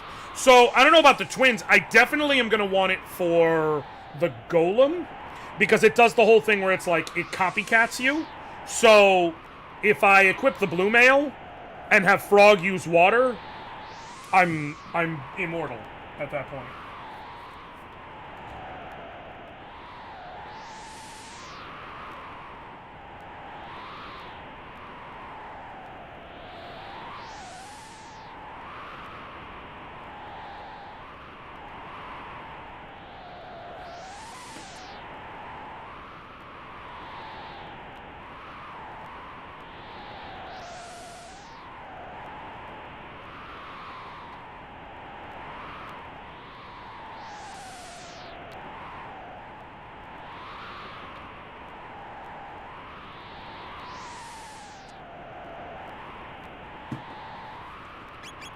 Yeah, that's the build. Right? Because I don't have any helm that's gonna, like, raise my magic defense at all. So it's not gonna change anything of note. Alright, cool. Now with all of that extra magic poured into Frog, and with the benefit of knowing that I'm frankly immortal, more or less. Let's see what kind of damage I deal now. With an extra 7 magic. Which doesn't sound like a lot, but I promise you, the way this game does stuff, it's a decent amount. Not a crazy amount, but a decent amount. Oh, sweet. That's like a 10% damage increase. Which will also maybe speed up how many attacks it takes to kill them. Like, lower the... If it's 1 less attack to kill them per setup, then that makes this whole thing better. In terms... Like, it will palpably help. 3... I'm definitely gonna have to track how many shots it takes after they get revived. Because they definitely took more shots after they were revived than before.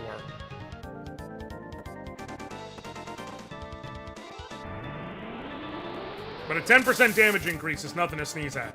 And by the way, you shouldn't sneeze at things. Just FYI. Like, when they say it's nothing to sneeze at, nothing is something to sneeze at. Don't sneeze at things. Cover your fucking mouth.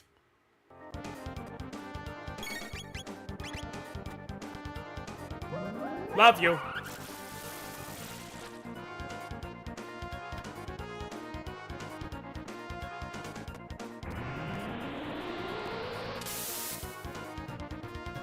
Ba-da-ba-da-ba-da-bum. Come on.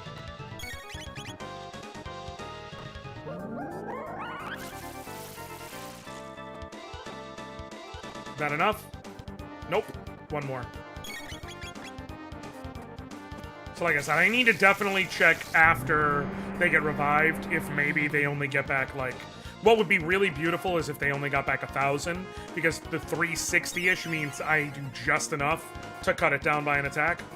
Sneeze a tissue, or whatever 7 calls, a consolation prize. Exactly. A consolation prize. As it is known. Cool. Mid-ether.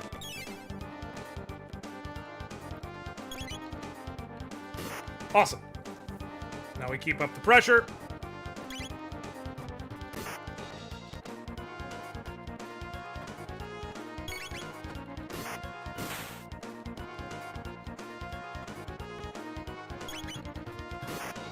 Hey! Extra crits are always beautiful. Alright, now we really need to keep track. How many water 2s does it take to get to the Tootsie Roll center of a Giga Gaia? There's 1.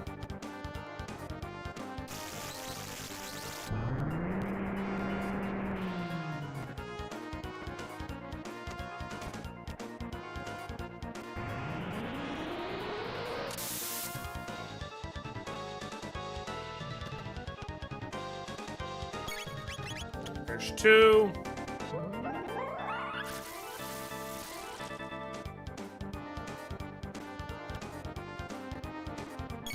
There's 3.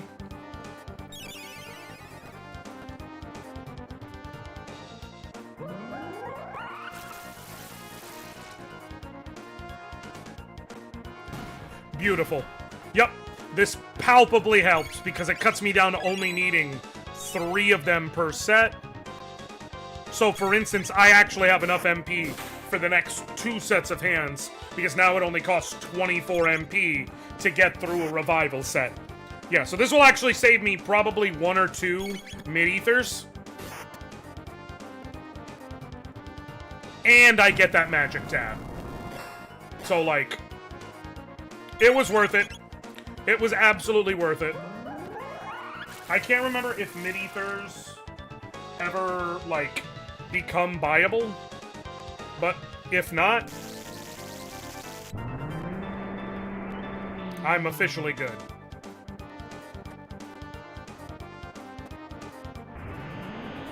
Thanks for healing me, pal.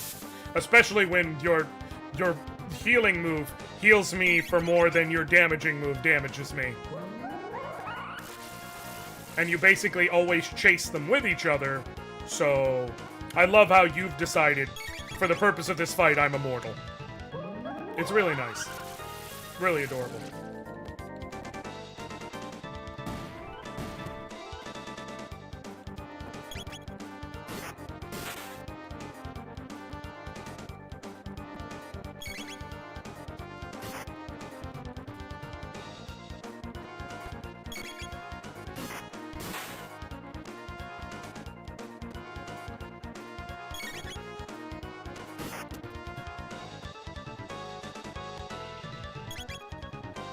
Okay.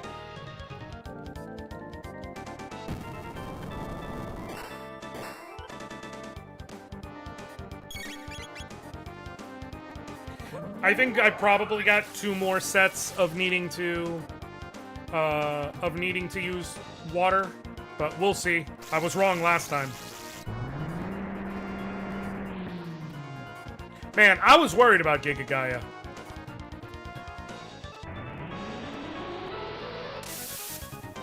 The red mail goes a long way in this fight. Goes a long way in this fight. I will say, I just realized this exact moment, thinking about the stuff that happens ahead of now, that there's going to be the section where they take my shit. And normally the solution is, if you just put Ayla in your party, you're fine.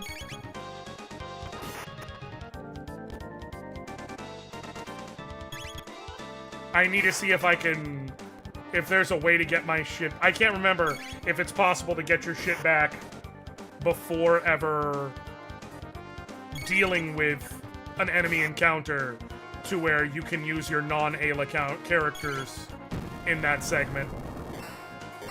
Damn it.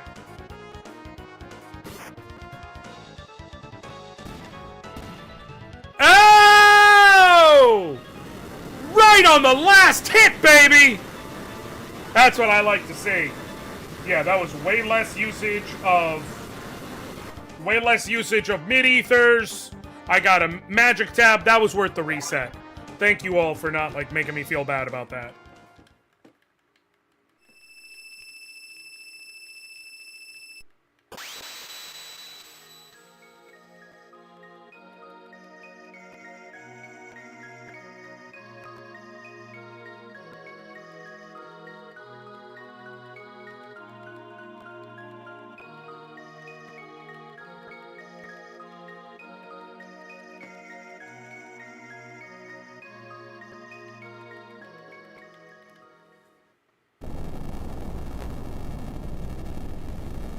One second.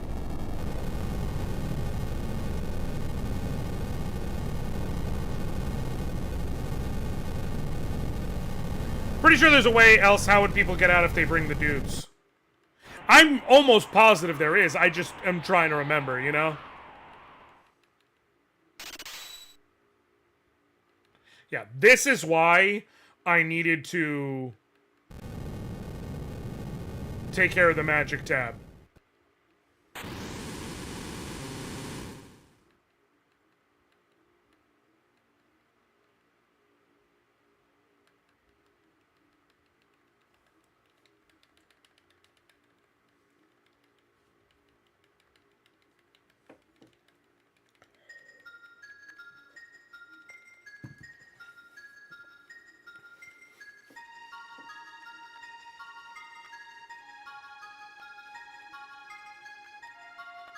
I can no longer hear this song without hearing Wiz Khalifa in my head.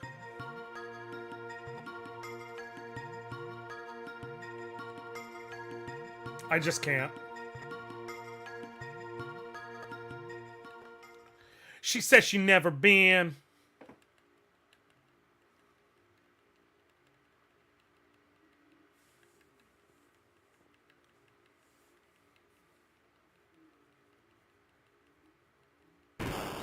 Jesus Christ.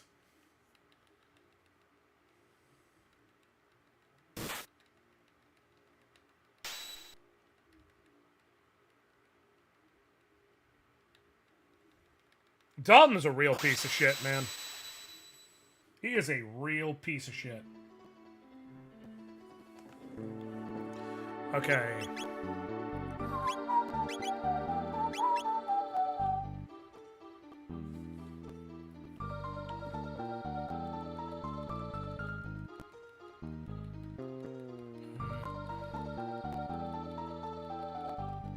Okay.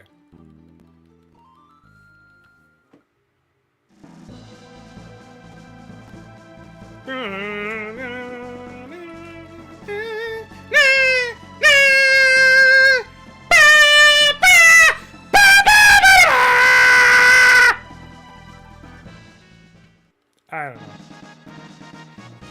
Got the ruby knife.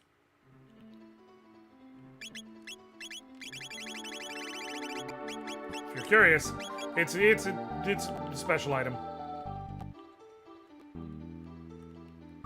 Done so much for us. I don't even know your names. Well, I'm Michigan J Frog, and that's Froakie. And that over there, that's Kermit.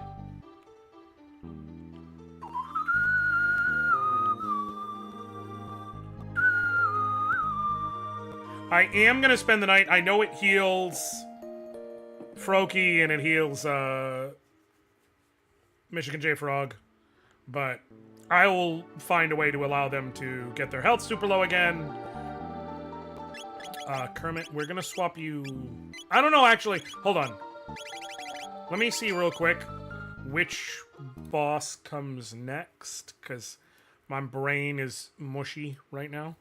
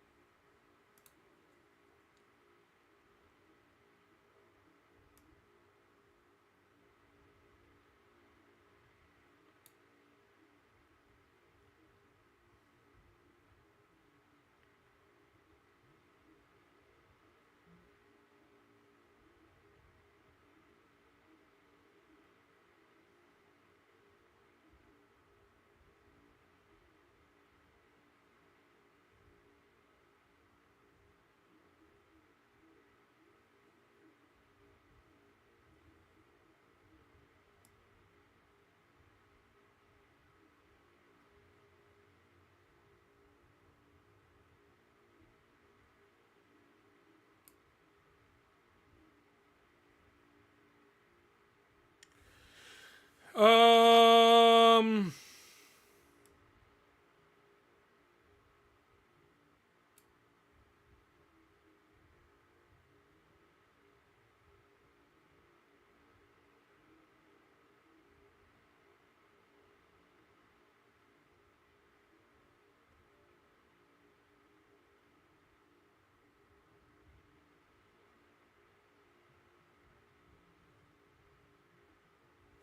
Okay.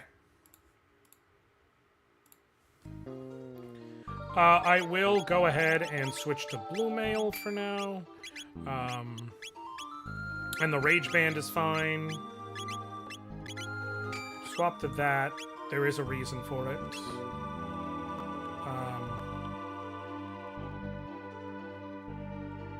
Actually, not yet. First, keep the flashblade.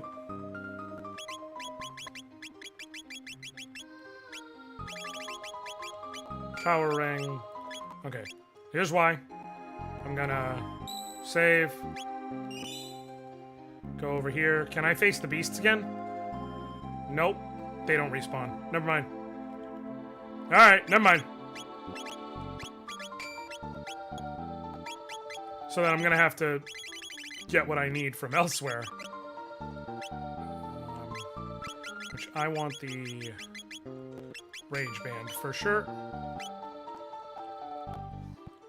Oh, this'll actually still work. So here's what I'm gonna do. Leave here.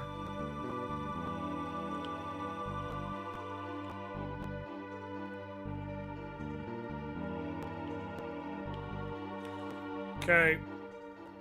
Go this way.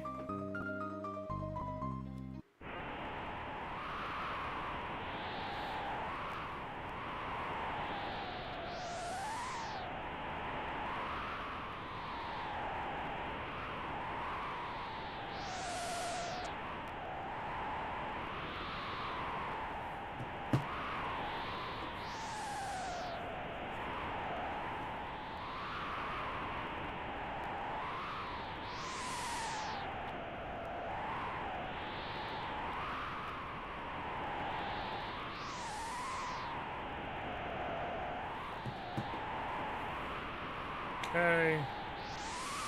Get back in there. We're gonna actually go to the end of time. I will switch to the magic ring for this. No! No. No, yes. Yes, actually. What am I talking about? Disembark here. Hey. Alright. What's up? Interesting, so here's... Okay.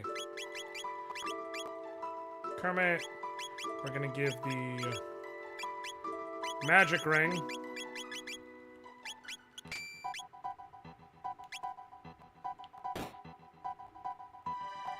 Cool. Looking for practice? Yes.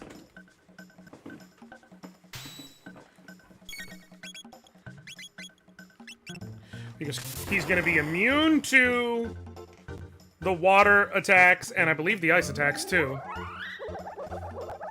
And while lightning might hurt, won't be anything I can't handle. Hit me. Who gives a shit?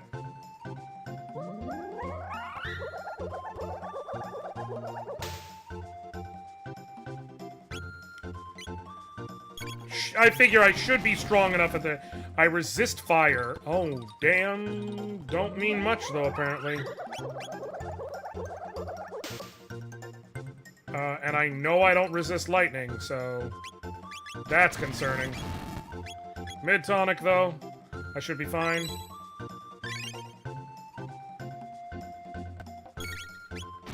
We'll see if I got the strength to make it through this.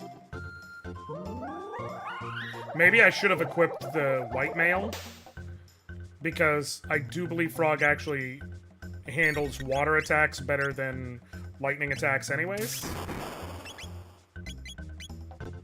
Damn.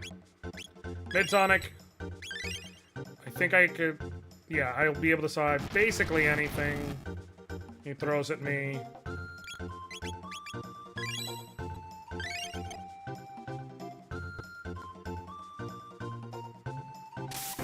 maybe not that? Damn. I'll try again.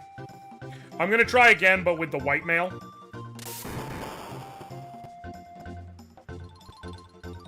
Because that dealt more damage. If he naturally reduces water damage, then that's 100% what I need to do.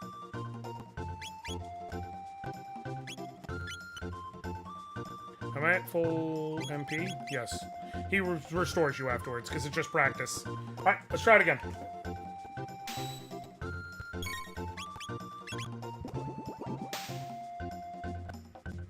He automatically heals you at the beginning of the fight, so there's nothing I can do in terms of, like, making it easier. Or in terms of, like, weakening the other two. I just have to bring him.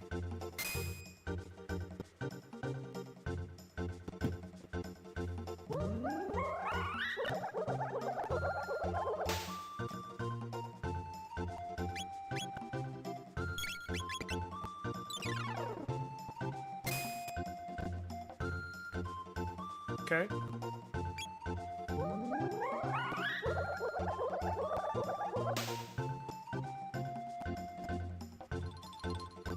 Alright. Fire. Manageable amount of damage. As long as water is equally manageable, then I'm gonna be fine. And tonic. I need to take a shot of water damage to see what that's like.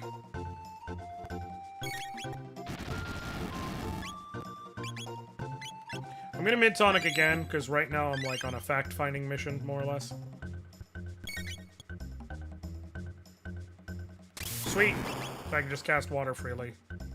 Because he's healing me. He has no rhyme or reason to the order he uses his elements, so that's the thing. Is I essentially need to react to what I get hit with. Okay, cool. I'm guessing water's not going to be any stronger, which means even taking 2 straight hits of water and fire, I don't die.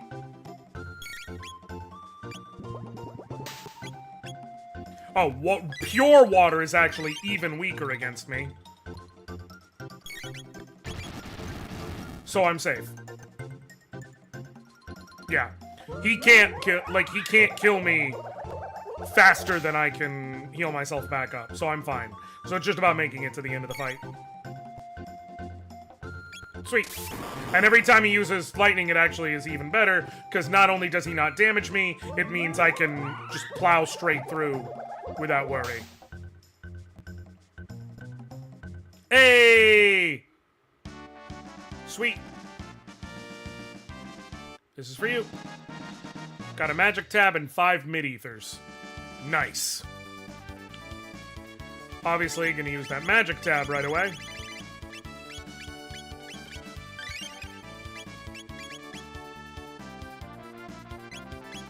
And it's kind of a respectable 30 base magic. Pretty respectable. There's a reason I have the Masamune equipped right now, by the way. Should be noted. Like, I'm not just doing that for the fun of it all. Alright,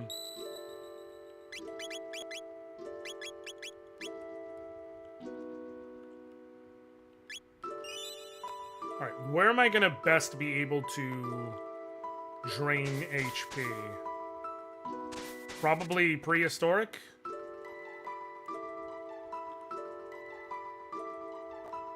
That's where I will most quickly get into a battle.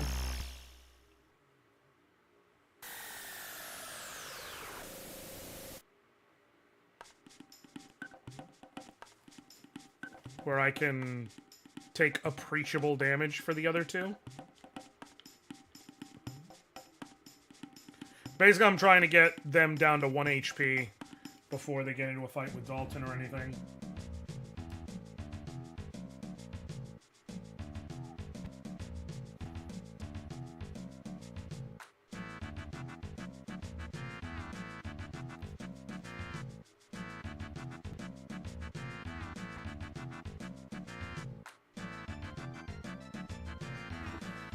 Okay.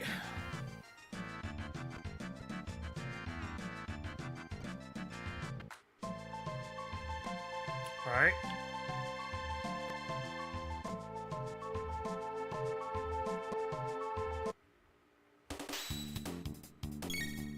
So, Kermit, you go ahead and attack that one. Do you kill it? No, thank God.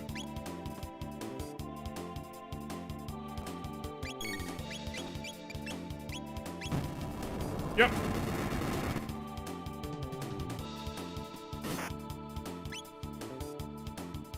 I should have used... I don't know if that's a fire-based attack, but just in case it is, I should have put red mail before this.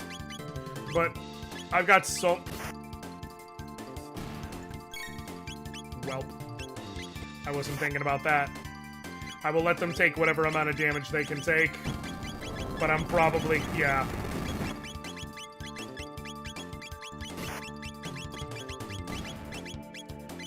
Damn, if it isn't the consequences of my own actions. I'll let them take whatever hits they can, but...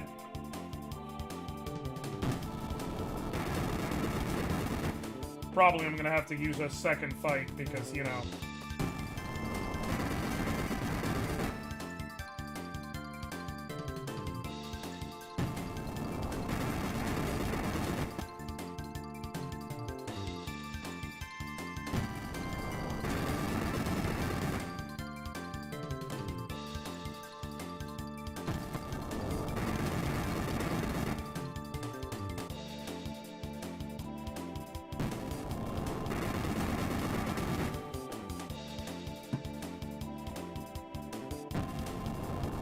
Maybe I'll get lucky?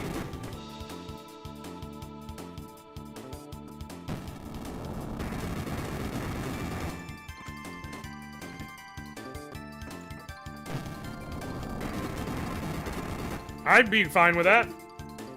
You gotta be shitting me.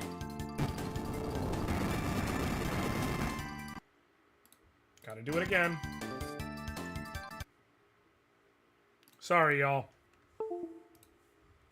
I don't know why it's doing this. And before you ask, yes, plugged in and wired is the best for this controller in terms of not having input lag or anything. And while input lag in general doesn't tend to be looked at as the biggest issue for RPGs, it is a bigger issue when you're playing a game that uses the ATB system and you're playing it on active mode.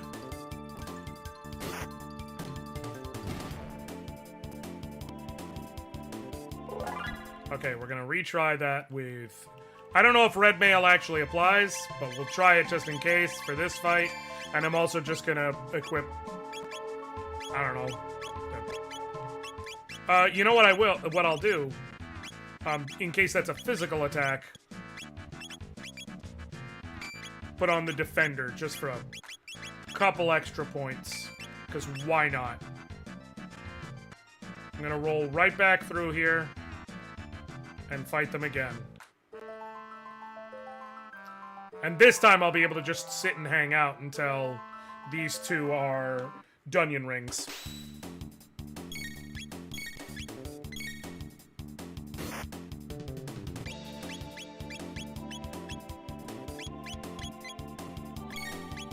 But notably, at the end of this, Kermit will have max MP without having spent any ethers. So it's worth it.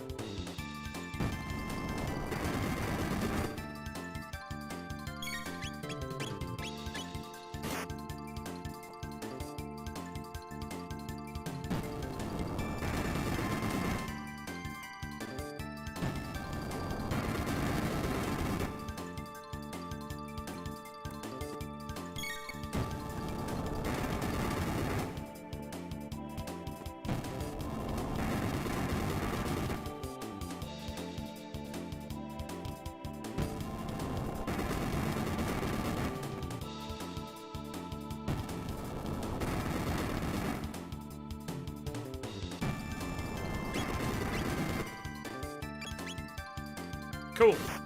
Now we'll just run back through it. So is this fire elemental? Sweet. Yeah, I could actually just choose to sit here and get attacked until I'm at full health. So I don't even have to use any tonics. I got a sec. I think that, yeah, I'm capped at 514. Sweet. Alright. Full magic, full health, no need for ethers. I'm good with this.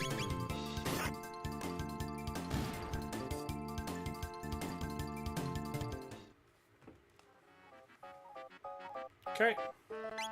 Now I'm gonna switch you back to Rage Band and Blue Mail. And this will be good. The reason why I unequipped the Flashblade is in the next section, I will be able to buy a better sword for Frog. So I might as well just have that unequipped already, and this way I'll be able to... Okay. I was like, where's the ship? I'll be able to immediately sell that one.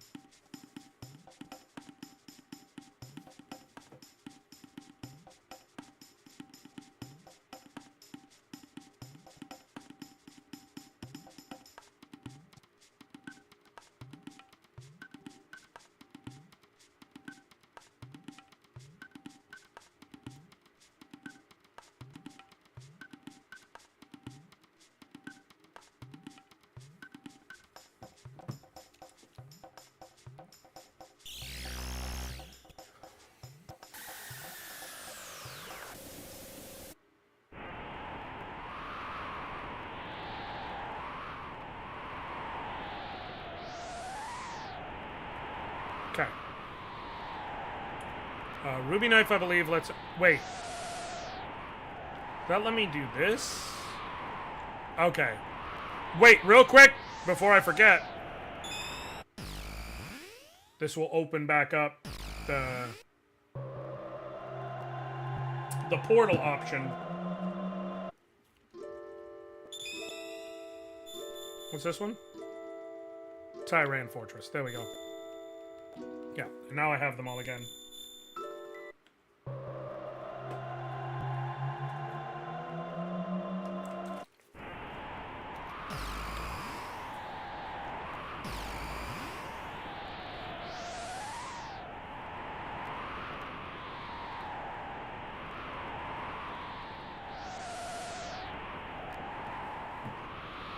Okay.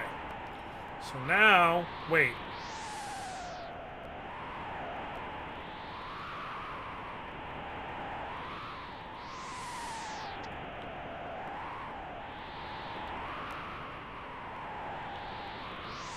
I think there's also 2 frog swords in early Ocean Palace. I know there's at least one. So.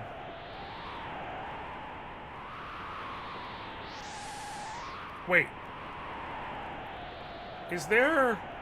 I don't know why, but I have this feeling that I want to go this way.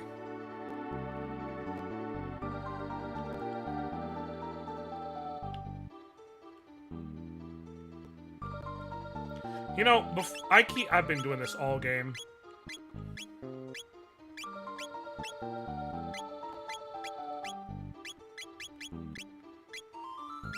Okay. No, I was trying to see if I could set it to auto run. I was like, there's a way to do that, right? But apparently not. Cool. Go here. And then if you go up here now...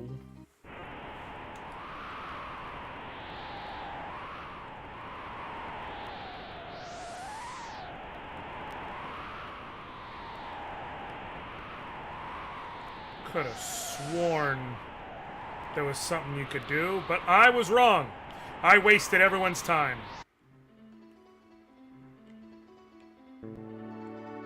I wasted all of your time. If you hate me forever, I understand. Please don't judge me off this one isolated incident, but I do understand. I will take my lashings as I must. Alright. I'm sitting here looking at it. I'm not counting refighting the Giga Gaia as a death. I didn't die. I beat it. And then I was like, you know what? I'm gonna do it again so that I don't miss a magic tab. I'm addressing that now.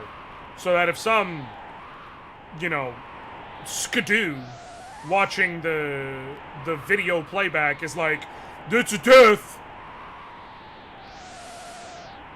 You do it. You go through everything I've been going through in this challenge. How's that? How you like them apples?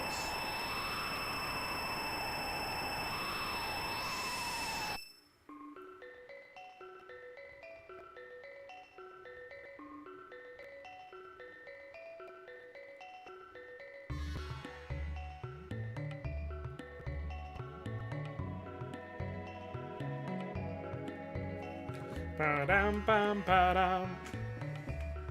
Okay. So...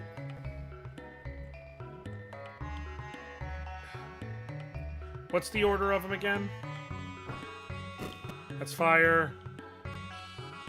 That's water.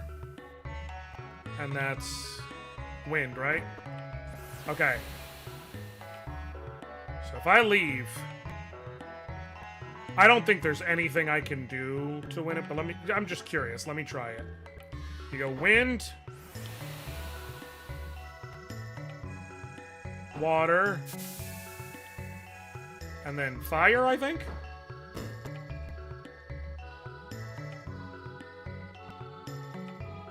No? Is it wind, fire, water?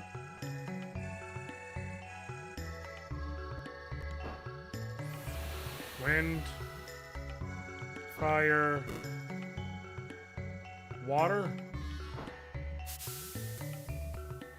Apparently not. I don't what am I getting wrong here?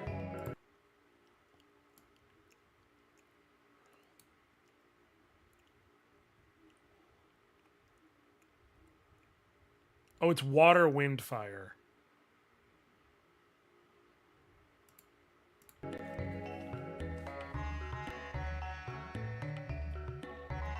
Water, wind, fire. Okay. Now there's a secret room in here where you can fight 6 news. And if you beat them, I believe you get a set of capsules. Or tabs, I should say. But I basically can't beat them with just one character. What the news do... like, I'm gonna try real quick and hypothetically see if I give Frog the magic ring.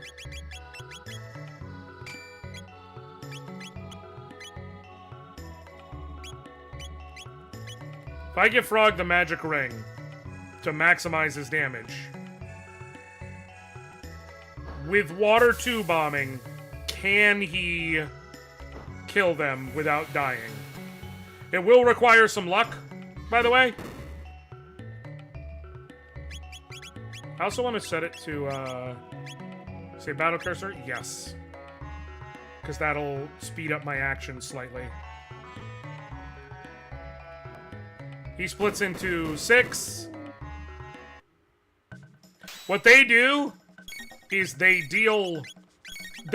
set a character's HP to 1, and then they deal exactly 1 HP. I don't think I can possibly kill them before 2 of them act against me, but we shall see.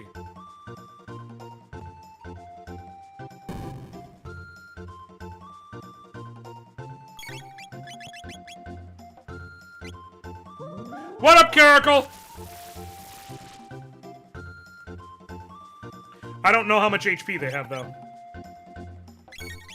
But I just have to go all in and hope I get lucky with who they target. Nope. That's game. Yeah. That's a death. Yeah, there's too much luck involved. How much health do they have? Out of curiosity. Out of sheer curiosity.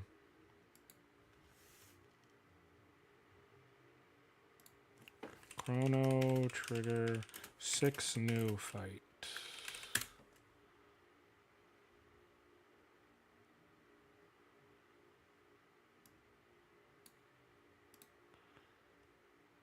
The new has 1234 HP. I would have to get off 4 straight shots of water 2 without getting hit by the attack that drops you to by the actual damage shot. I'll take one more try about it. That is at least theoretically possible. It's theoretically possible. So I'll take one more try. I don't see it happening.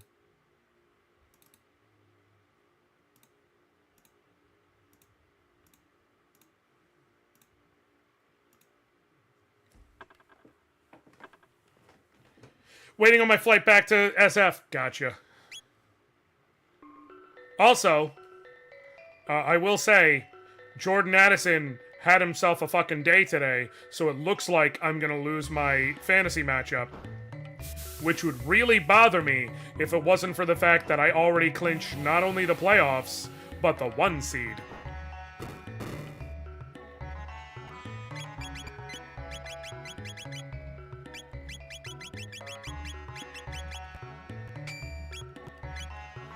Total whiteout conditions here today. Snowing hard. Jesus.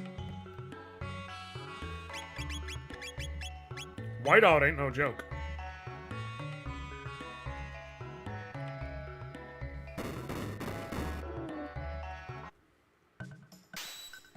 It'll take a good little bit of luck, but it is possible. Maybe. I need the others to get focus hit first.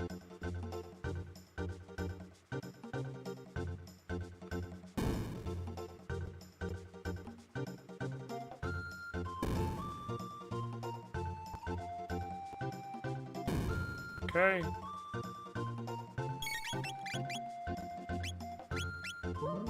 Ours might those roads won't even be cleared till tomorrow. Ours not be till the end of the week because we're in the. Ooh, that sucks. Okay. Oh, maybe. Maybe. If I can get to my turn without suffering 2 hits. Or even if it's 2 hits, if one of those hits is the... Oh, shit. Oh, shit! This is in play! This is in play. This is in play. Come on. Come on. No, no, no, no, no. No, no, no, no, no! No, no, no, no! Oh, please. Oh, please. Please! Whew!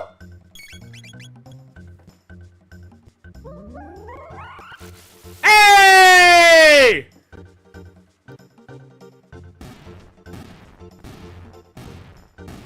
Worth 90 tech points, and far more importantly, a magic tab, a speed tab. The speed tab especially. Because that's going to max out Frog's speed. Magic tab, and then speed tab. And now Frog has a natural double star speed, i.e. 16. Yes, Booga? Why? Why? In like 20, 30 minutes, why? If she's making food, I'm not hungry.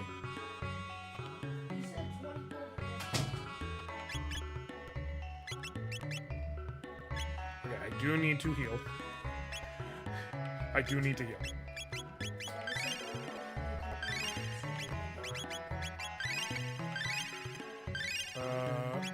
Okay.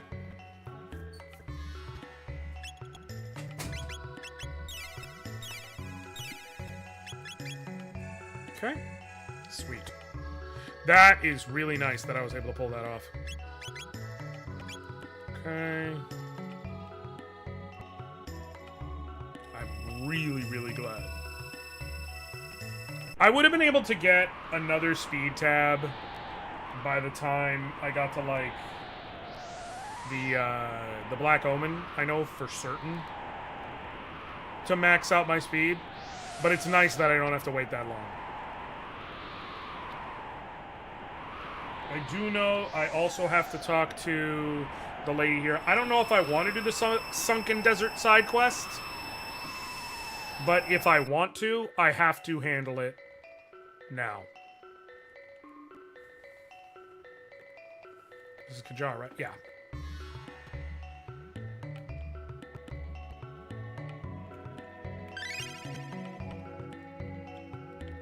Damn it. I didn't mean to do that.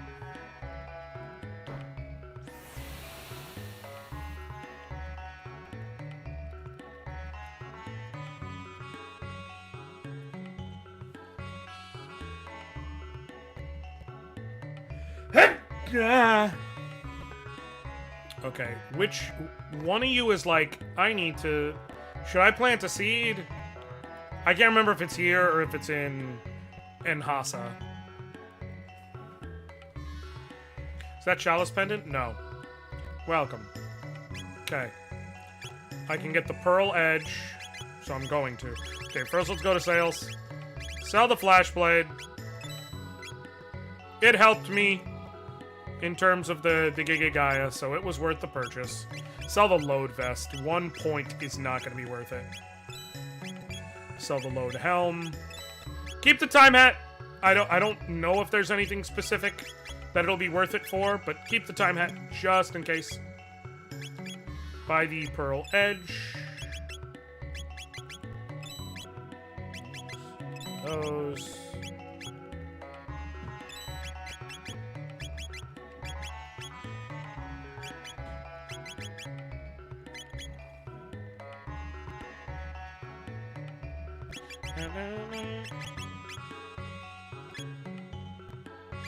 Let's go with just like 15 ethers.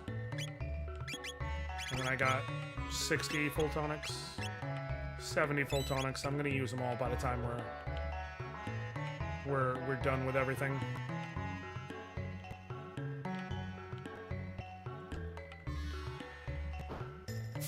That's water. Okay. Once we're talking here.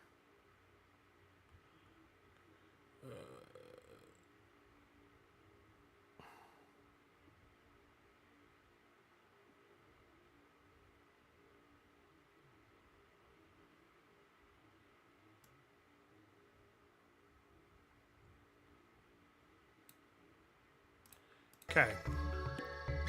Because I don't have the heroes metal equipped, let's go with the Pearl Edge. Deals a big chunk of extra damage to magic enemies, which will help. Rage Band.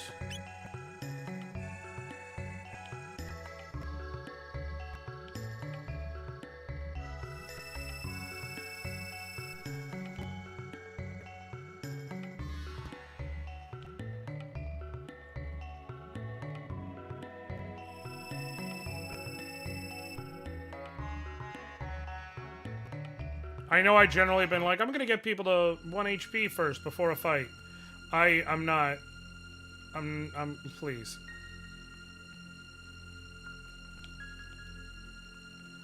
Okay.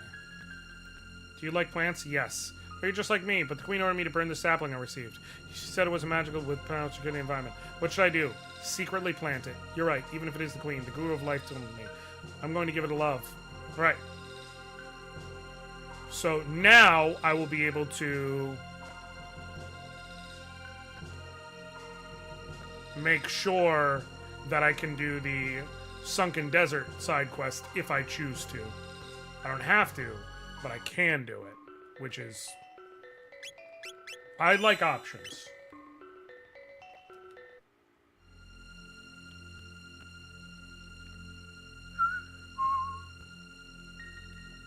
Okay. You head over here.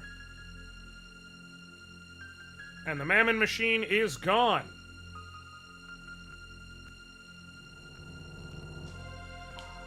We gotta go to the Queen's chambers, right?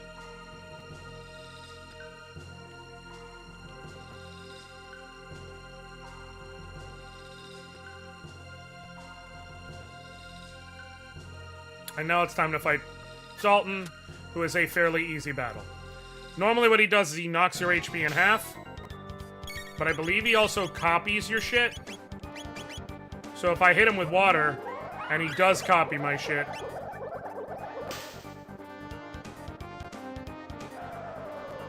Oh no, he counters.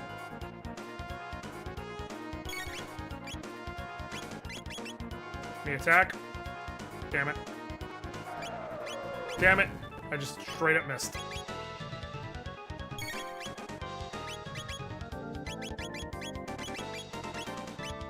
Leap slash.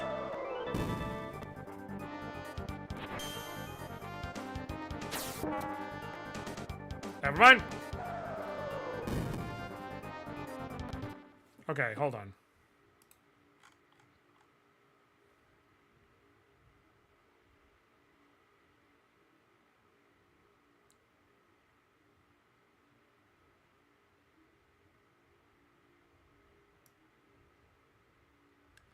Okay, he has 3,500 health. So I do just need to sit here and use water. All he's going to do is counter with Iron Orb, cutting my HP in half, which can't kill me. But the problem is, when he hits minimal health, he uses a death counter.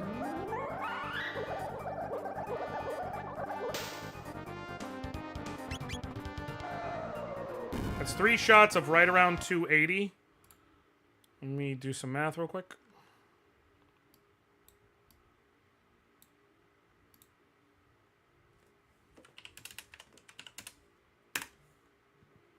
So right around 13 shots. So I need to hit him 10 more times. So what I actually need to do is hit him 9 more times, heal myself up, then hit him the 10th more time.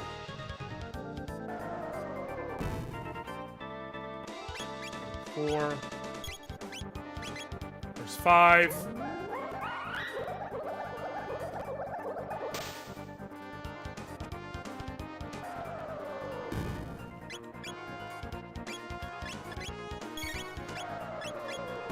Six. To be fair, he wouldn't have killed Chrono or Marl either way. Was it 6 or was that 7? Shit. This is 7. I'll say that's 8. Heal when I would, and if it's like, oh, he doesn't die, then I'll go ahead and 9 effectively. Then I'll go ahead and like, oh, I can just heal again, it's fine. 10.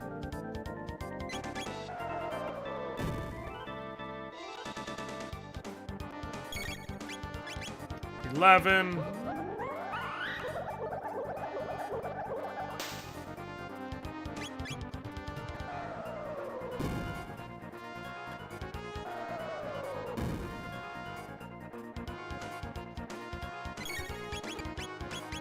12. This is a battle that you can only lose at the very end. That's Dalton's whole shtick. Is he's an asshole. He makes himself look more difficult than he is because he deals such huge amounts of damage. But the reality is, you can only die at the very end. No!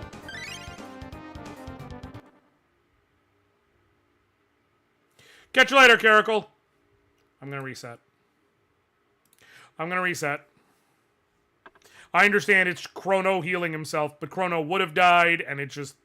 He took an action in combat of any sort of veritable variety. I'm going to count it.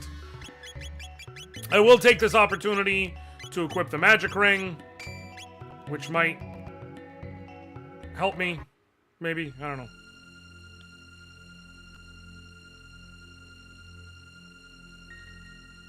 I don't know how much it'll change the damage I do. I will save right here, just in case I screw up again.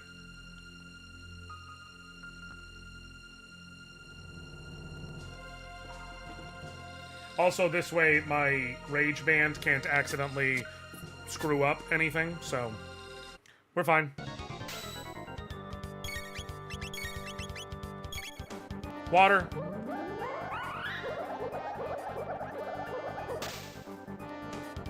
Okay, so I need to hit him 11 times, heal, and then the 12th one should take him down. So here's 2. I'm going to say them out loud so I don't lose track. The extra damage just changes the math a little bit. After 11 shots, he'll be in range where the next shot takes him out, so I use a full tonic to heal. This is 3. And the 12th shot will take him out, and I'll survive it.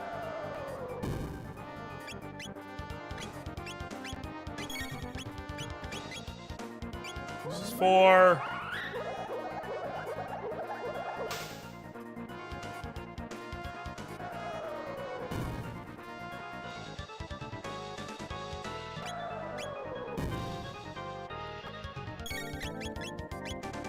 This is 5.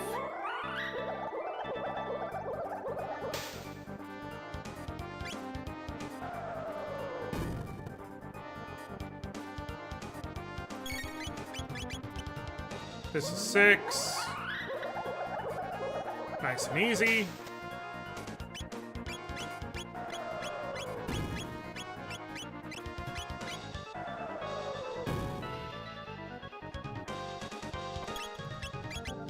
This is 7.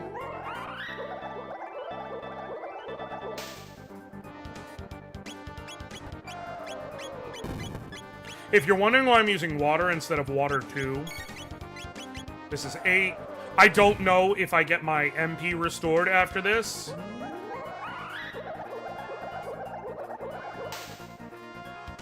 So I'd rather use less MP.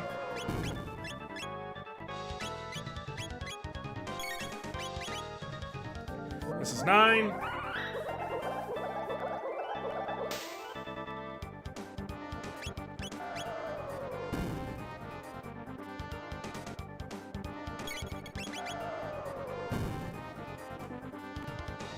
This is 10.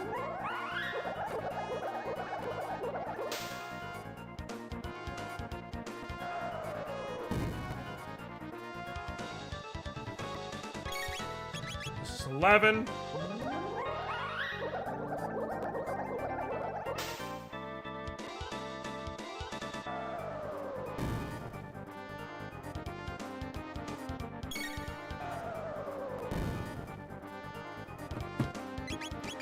Okay, now full tonic on myself.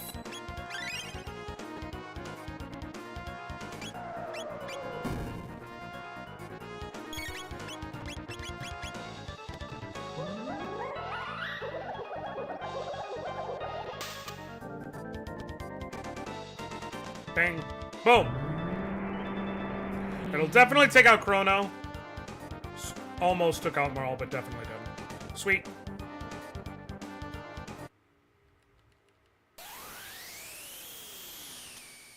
Boom. I don't know what the hell he's doing.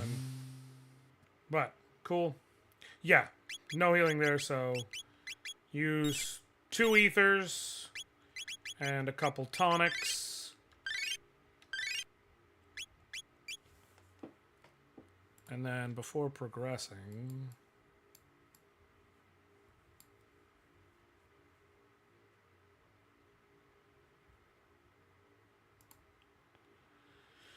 And then next is the Underground Palace, or the Ocean Palace, I should say.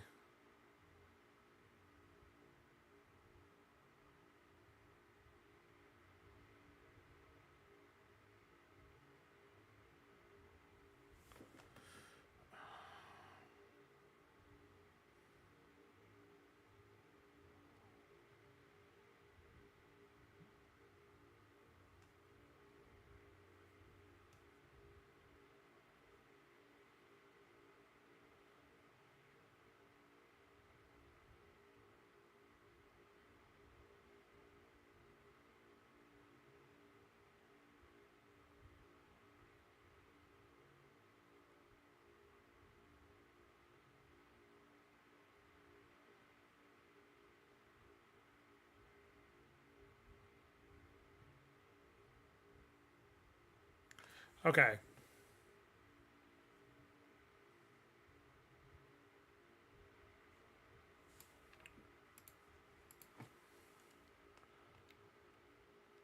I'm fine and dandy there. Where am I at in terms of learning cure 2? Almost there. That's nice. Leaving the blue mail on. Pearl Edge. Yeah, cool. I'm going to go save. And I think I'll save the Ocean Palace. I'm going to actually change the thumbnail for this episode compared to before. Now that I see I never actually made it to this fight. Okay, I'm going to cut it off here.